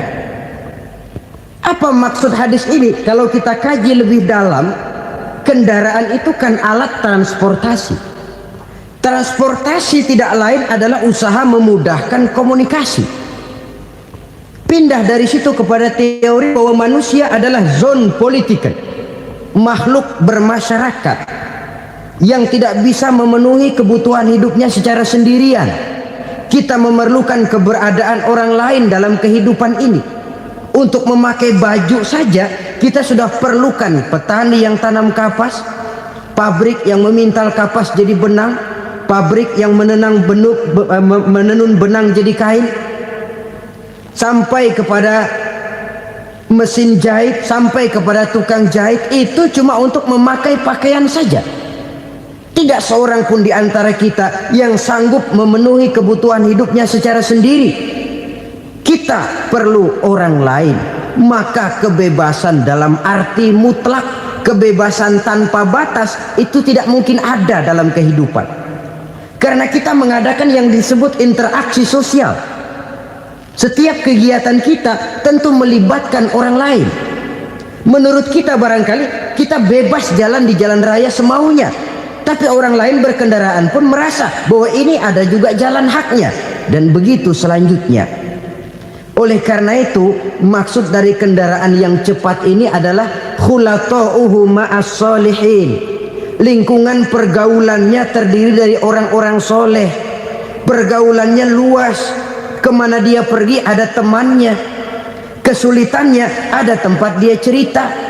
Dan kesulitan kalau sudah diceritakan kepada orang lain, taruh kata orang itu tidak bisa menolong, namun menceritakannya kepada orang yang kita percayai, kan paling kurang sudah mengurangi beban jiwa, mengurangi tanggungan batin, merasa masih ada tempat kita cerita. Maka lebih baik orang awam yang mau bergaul ketimbang orang setengah alim tapi ngunci pintu. Sebab nantinya akan timbul sikap picik, cupik pandangan, dan tidak luas menghadapi kenyataan dalam kehidupan ini.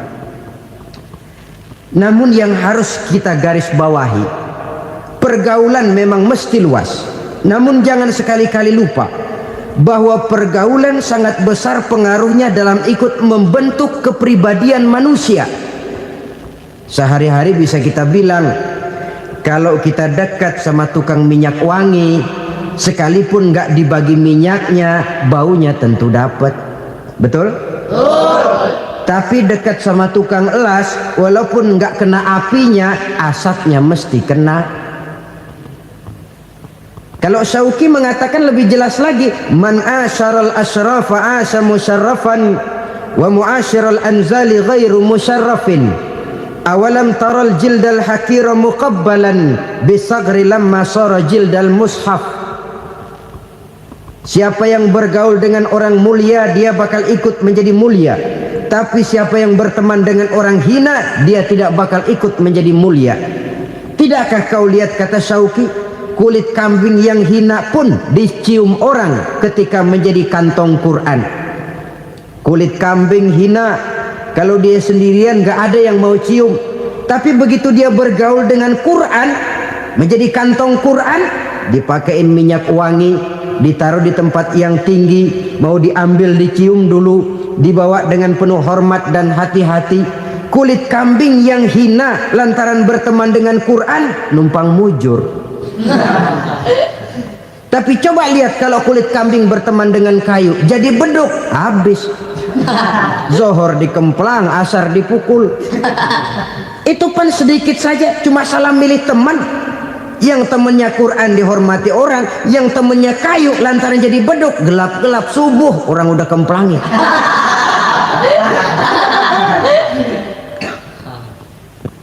Maka terutama kepada adik-adik remaja yang masih mencari identitas diri, yang ibarat kaset masih kaset kosong, mudah diisi oleh apapun, pandai-pandailah memilih teman dalam bergaul.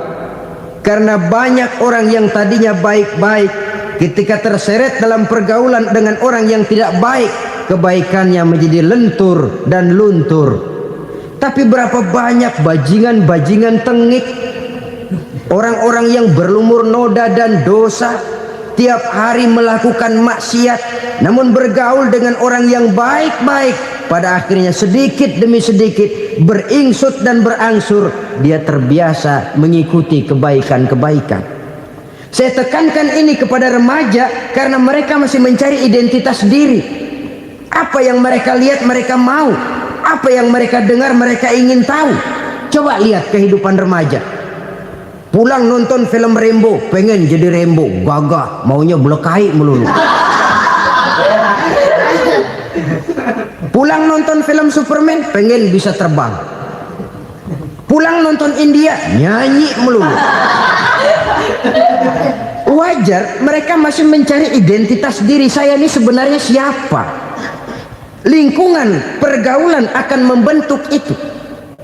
Karena itu pandai-pandailah bergaul, karena ia sangat besar pengaruhnya dalam ikut membentuk kepribadian manusia. Apalagi sifat yang jelek lebih cepat menularnya ketimbang sifat yang baik. Sifat yang baik, watak yang soleh itu lambat sekali untuk menular. Tapi yang tidak baik, kan prosesnya mah kalau remaja biasanya mula-mula dengar. Karena dengar lalu pengen tahu. Karena pengen tahu lalu ngeliatin. Begitu ngeliatin kan pengen nyobain. Setelah nyobain ketagihan. Nah ini prosesnya. Yang namanya ganja, morfin, narkotik awalnya kan begitu. Mula-mula denger katanya kalau sudah fly to the sky, sudah melayang ke langit katanya, disitulah puncak kebahagiaan. Mulanya cuma denger. Karena denger pengen tahu. Karena pengen tahu lalu ngeliat, kumpul sama orang yang suka ngeganja. Setelah ngeliat, nah pengen ngerasain. Begitu ngerasain enak juga, ketagihan. Kalau sudah ketagihan jadi penyakit kronis, bisa merembet kepada yang lain. Iya kalau orang tuanya mampu untuk beli morfin, beli ganja. Kalau tidak kan pikirannya ngayap, jemuran siapa ya gue sabet. Timbullah perbuatan-perbuatan negatif yang bermula dari salah pergaulan. Apalagi buat adik-adik remaja yang tinggal di kota-kota besar, yang pengaruh budaya, pengaruh kesenian, pengaruh struktur kehidupan yang nampak makin individualistis, di mana persaingan tajam, tensi ekonomi tinggi, orang mudah mengalami stres. Pandai-pandailah dalam bergaul, sekali lagi karena ia sangat besar pengaruhnya dalam ikut membentuk kepribadian manusia. Orang bahagia punya kendaraan yang cepat, artinya punya pergaulan yang luas, dan lingkungan pergaulannya terdiri dari orang-orang yang soleh. Kemana dia pergi ada teman, kesulitannya ada tempat dia cerita. Tapi kalau sudah menyendiri, hidup sendiri, kesulitan dipikiri sendiri, bisa mati belum waktunya.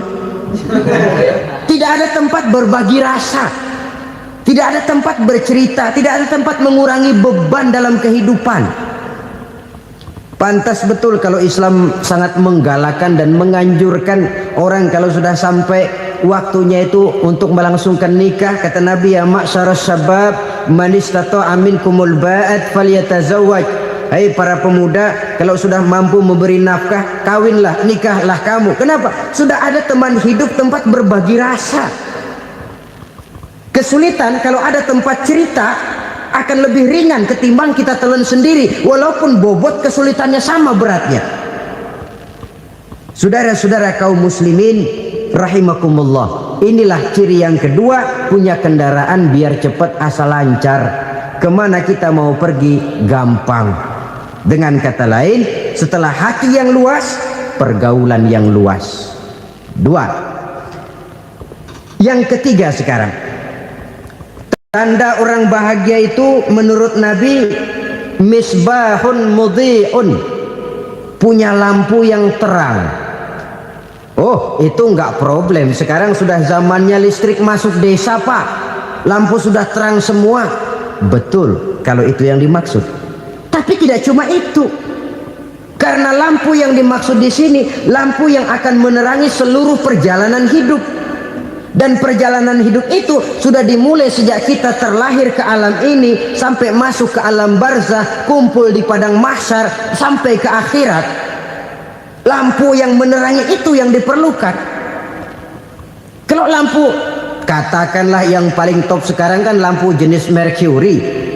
Taruhlah itu di rumah kita, dia cuma menerangi rumah kita, menerangi hati pun tidak sanggup. Bila kita masuk ke alam barzah, alam kubur, sanggupkah si Mercury yang begitu terang menerangi alam barzah kita? Tidak sanggup lagi. Sanggupkah lampu yang ratusan watt, bahkan puluhan ribu watt menerangi kehidupan di padang mahsyar? Tidak akan sanggup lagi. Kalau demikian, yang dimaksud lampu yang terang di sini apa? Tidak lain amal soleh, kebajikan yang kita lakukan dalam hidup. Itu yang akan jadi lampu penerang. Di dunia nama kita akan terang. Jasad kita boleh hancur terkubur tanah, tapi nama kita akan dikenang orang. Begitulah kalau orang meninggalkan kebajikan dalam hidup seperti sekarang. Ribuan orang tiap saat berziarah ke kubur Imam Syafi'i, ke kubur Imam Malik, ke kubur Imam Ghazali, ke kubur orang yang baik-baik, orang yang soleh-soleh. Kebajikannya yang ditinggalkan, yang mengukir namanya dengan tinta emas.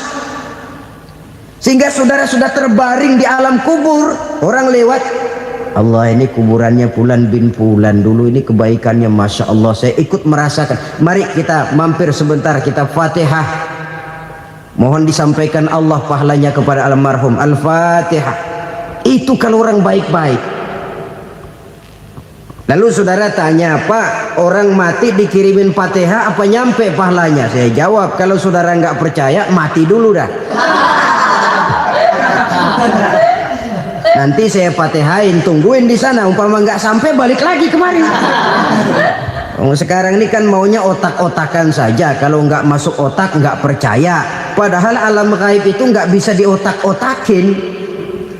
Sama saja dengan saudara pernah dengar cerita kapal Tampo Mas tenggelam kan? Pernah nggak? Di mana? Ya, di laut Masalembo.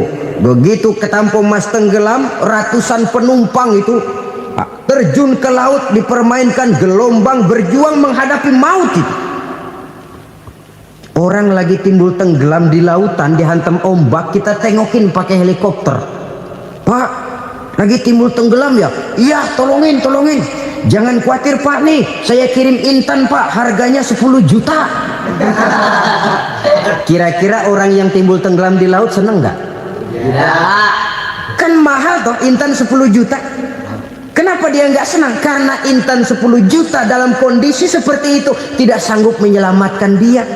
Dia akan girang kalau dikirimin ban mobil bekas, dikirimin papan terentang atau bambu. Intan yang 10 juta dia nggak girang. Ban mobil bekas yang 1000 perak, tuh pegang, itu yang dia girang betul. Inilah sebabnya Nabi berkata, mal mayyitu fi qabrihi illa kal ghariqil mutaghawwis. Orang yang meninggal di alam kuburnya seperti orang timbul tenggelam di lautan. Yantaziru da'watan min ahli, menunggu doa dari keluarganya yang masih hidup. Duh, bapak saya sudah meninggal, saya sayang benar sama dia. Kirimin kulkas ke kuburannya Itu sama saja dengan tadi orang tenggelam di lautan dikirimi intan yang harganya 10 juta, tidak sampai. Begitulah kalau kebajikan yang kita tinggalkan dalam hidup, sudah mati pun kubur kita masih diziarahi orang. Tapi kalau jahat yang kita tinggalkan, boro-boro lah orang mau doa lewat dekat kuburan kita juga serem. Tuh bajingan no, dulu mati dipendem di situ tuh. Jangan lewat situ, ntar kesurupan, jangan. Lewat saja orang ngeri. Konon lagi membacakan Fatihah dan mengirimkan doa. Hidup pada hakikatnya adalah kesempatan untuk berbuat baik. Maka sekali kesempatan itu diberikan, manfaatkan dengan sebaiknya. Sebab kesempatan kedua tidak akan pernah ada. Kesempatan berbuat baik di sini, di akhirat sudah pembalasan namanya. Sekali kesempatan itu dicabut, dia tidak akan pernah dikembalikan lagi. Kata Iqbal, hidup tidak mundur ke belakang, Bung. Berhenti diinjak orang, mundur hancur. Tidak ada kata mundur dalam hidup ini. Berhenti diinjak orang, mundur kecebur. Tidak ada kata lain. Harus maju dalam kehidupan, dalam artian yang positif. Hidup adalah kesempatan untuk mengumpulkan kebajikan yang sebanyak-banyaknya. Di situ nilai daripada manusia. Sekarang ini memang nggak kelihatan kok, orang yang banyak pahala sama yang banyak dosa nggak kelihatan kok. Barangkali kalau habis bikin dosa palanya pada benjol, mungkin orang takut sama dosa. Tapi sekarang sama saja, orang yang banyak dosa dengan yang nggak banyak dosa jalan bareng dari belakang, sama, nggak kelihatan beda. Tapi ada waktunya di mana pahala memegang peranan, di mana dosa diperlihatkan. Sama saja kalau kita bawa mobil siang, lampu kan nggak begitu berfungsi. Apa lalu bilang, alah ini lampu berat-beratin, copot-copotin aja dah. Tidak perlu begitu. Kenapa? Pada satu saat malam senja akan datang. Bila matahari terbenam, senja pun datang, gelap mulai merayap, disitulah baru terasa perlunya lampu. Pahala begitu. Sekarang orang yang nggak ada pahalanya nggak kelihatan dalam kehidupan. Tapi pada satu saat senja kehidupan akan datang. Ajal merenggut nyawa, malam merayap, dan hidup mulai diliputi kegelapan di alam barzah. Dikala itu kalau nggak punya lampu, alangkah malangnya kita. Sebab amal yang baik, kata Nabi, di alam barzah itu akan diciptakan menjadi perempuan yang cantik menemani kita. Amal yang jahat akan menjadi orang yang paling jelek nemenin kita. Udah di tempat gelap yang nemenin jelek.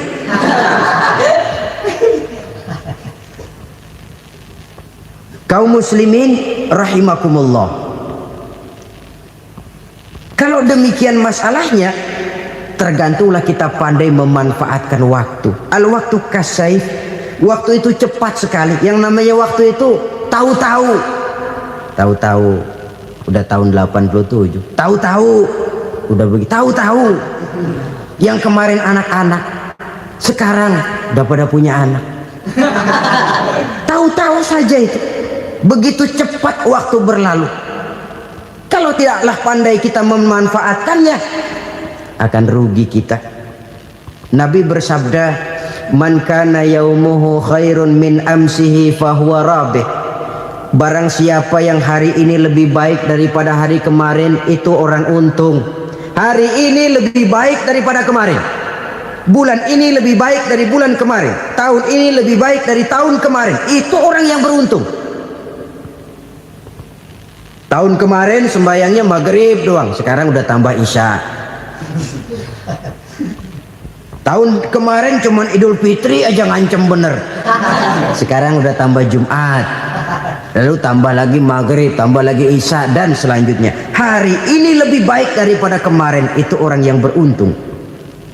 Wa man kana yaumuhu mislu amsihi fahuwa khasir. Lalu barang siapa yang hari ini sama saja dengan hari kemarin, itu orang rugi. Hari ini sama dengan kemarin, rugi itu. Bulan ini begitu, bulan kemarin begitu, tahun ini begitu, tahun lalu juga begitu. Rugi itu orang. Rugi apa? Rugi umur. Umur tambah, amalan gak pernah tambah. Dan saya pikir lebih merupakan azab ketimbang nikmat kalau orang dikasih panjang umur cuma untuk numpuk dosa. Mending mana? Panjang umur banyak dosa sama pendek umur dikit dosa? Mending mana? Mending mana? Ya, paling mending tentu panjang umur banyak pahala. Tapi kalau tidak, sekali lagi, lebih merupakan azab ketimbang nikmat kalau orang diberikan panjang umur tapi cuma untuk sekedar menumpuk dosa. Kehilangan kesadaran bahwa dunia bukan terminal akhir dari satu perjalanan. Dia cuma halte di mana kita berhenti sebentar untuk menuju kepada terminal yang hakiki. Saudara-saudara kaum muslimin rahimakumullah, inilah lampu yang akan menerangi kehidupan, amal yang kita lakukan di dalam kehidupan. Jadi yang dimaksud dengan lampu yang terang, kebajikan yang kita kerjakan dalam hidup. Nah, setiap orang di awal tadi saya bilang ingin bahagia. Bahagia itu kan hakikatnya kumpulan senang dan selamat. Senang, selamat. Apa bedanya? Senang tapi tidak selamat, nggak bahagia. Selamat tapi nggak senang, nggak bahagia orang. Contoh, kalau orang korupsi, duitnya banyak, senang dia, tapi keselamatannya. Ada tentara baris di samping rumahnya udah bingung, padahal tentara latihan. Tentara cuma latihan, dia bingung. Senang, tapi karena keselamatannya tidak terjamin, dia tidak bahagia.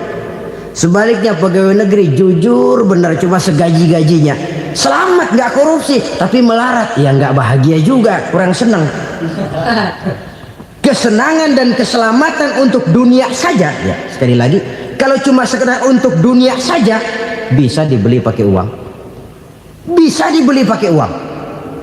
Saudara ingin selamat bisa dibeli pakai uang, saudara ingin senang bisa dibeli dengan uang. Tapi setelah mati masuk ke alam barzah, habis kekuasaan uang. Nggak bisa lagi beli keselamatan pakai uang, tidak mungkin lagi membeli kesenangan dengan uang. Di situ pahala yang megang peranan. Makin banyak pahala, makin banyak saham untuk membeli kesenangan dan keselamatan, untuk memperoleh yang namanya bahagia. Dan jangan lupa loh, di alam barzah kita nggak sebentar, menunggu datangnya kiamat. Loh iya, kalau kita begitu dikuburin terus kiamat datang, untung. Tapi kalau masih harus 1000, 2000, puluhan ribu tahun yang akan datang dalam satu penantian yang begitu lama tanpa saham untuk memperoleh kebahagiaan, satu kemalangan yang tidak ada pernah putus-putusnya. Janganlah tergelincir oleh kebahagiaan sebentar yang menipu dengan mengorbankan kebahagiaan hakiki yang berjangka panjang. Apa artinya senyum sejenak kalau harus ditebus dengan tangis seumur hidup? Biarlah kita minum jamu, pahit memang, getir memang, tapi kan besok badan sehat. Daripada sekarang minum sirup, manis memang, enak memang, tapi bibir pada jontor besoknya. Sirawan, batuk, nggak karu-karuan. Banyak orang tertipu oleh kesenangan yang sebentar. Padahal laisa kullu ma yalma'u zahaban. Belum tentu semua yang berkilat itu emas. Belum tentu semua yang gemerlap itu intan. Karena itu marilah manfaatkan kesempatan yang diberikan Allah ini untuk mengumpulkan kebajikan yang sebanyak-banyaknya. Yang terakhir sekarang, yang keempat, tanda orang bahagia kata Nabi. Zaujatun salihah. Orang bahagia itu tanda yang keempat kata Nabi, punya istri biar cakep asal taat. Sudah surga itu sudah. Cakep taat. Istri kayak gitu, kalau belum mati jangan dikuburin dulu itu. Sudah cakep taat lagi. Tapi kadang-kadang enggak, udah jelek ngadat melulu. Apa yang mau dipilih? Sebab itu Quran mengatakan istri pakaian untuk suami, suami pakaian untuk istri. Kenapa suami istri diibaratkan pakaian? Alangkah tingginya gaya bahasa Quran ini. Suami istri teman hidup, hidup perjalanan panjang. Sejak kita dalam rahim sudah ada hidup kan di sini. sampai ke alam dunia, masuk ke alam barzah, kumpul di padang mahsyar, sampai menuju akhirat. Itu perjalanan hidup. Carilah istri atau suami, teman hidup yang membawa manfaat tidak hanya kehidupan di dunia ini, sampai di alam barzah, sampai di padang mahsyar. Suaminya mungkin meninggal lebih dulu, atau istrinya mungkin meninggal lebih dulu, tapi suami atau istri yang masih hidup berbuat kebajikan. Suami saya meninggal, ada hartanya, saya sedekahkan, niat pahala untuk almarhum suami saya. Ini teman hidup. Tidak dibatasi dan tidak bisa dipisahkan oleh maut sekalipun. Zohirnya mungkin pisah, badannya mungkin pisah, tapi hatinya, jiwanya, kebersamaannya dalam menghadapi kehidupan. Karena itu, saudara-saudara, bahasa Quran indah. Suami istri diibaratkan seperti pakaian. Apa fungsi pakaian? Pertama, pakaian jadi kebanggaan. Artinya suami harus menjadi kebanggaan istri, istri harus jadi kebanggaan suami. Yang kedua, pakaian itu kan fungsinya menutup aurat. Artinya sesama suami istri harus saling menjaga kekurangan masing-masing. Jangan malah sesama suami istri saling membongkar rahasia dan aibnya sendiri-sendiri. Istrinya diceritain jeleknya di mana-mana, atau suaminya dibongkar rahasianya di pasar umum. Itu sudah tidak lagi berfungsi sebagai pakaian. Kenapa semua ini diperlukan? Karena kita menyadari bangsa yang baik terdiri dari masyarakat yang baik. Masyarakat yang baik merupakan susunan dari warga yang baik. Warga yang baik adalah terdiri dari rumah tangga yang baik. Dan rumah tangga yang baik merupakan susunan dari pribadi yang baik. Dari situ langkah dimulai. Membangun satu bangsa yang baik diawali dengan membangun rumah tangga yang baik, dengan menciptakan pribadi-pribadi yang baik. Sehingga dari sini diharapkan berkembanglah nilai-nilai kebaikan. Orang akan bahagia mempunyai istri yang soleh. Kenapa? Tidak ada seorang suami bisa sukses jadi apapun dia, apapun profesinya. Dokterkah, kiaikah, mubalikah, petanikah, pengusahakah, pejabat tinggikah, tidak ada seorang suami yang bisa sukses tanpa peran serta istrinya. Walaupun memang peranan itu tidak begitu kelihatan, tapi sangat menentukan. Karena itu, saudara hadirin yang saya hormati, Islam sangat menghargai kaum wanita, memberikan kedudukan yang tinggi sepanjang tidak mematikan kodrat kewanitaannya. Nah, kalau sudah kesuksesan ini diawali dari rumah tangga, karier di masyarakat mudah untuk dikejar. Tapi keberantakan di rumah tangga merupakan kegagalan pertama di tempat lain. Nah, inilah saja yang dapat Al-Fakir sampaikan pada pertemuan kali ini. Terima kasih. Semoga ceramah ini menjadi pengingat dan sumber keberkahan bagi kita semua. Dukung terus dakwah ini dengan subscribe, like, dan share channel ngaji di Teras Online. Wassalamualaikum warahmatullahi wabarakatuh.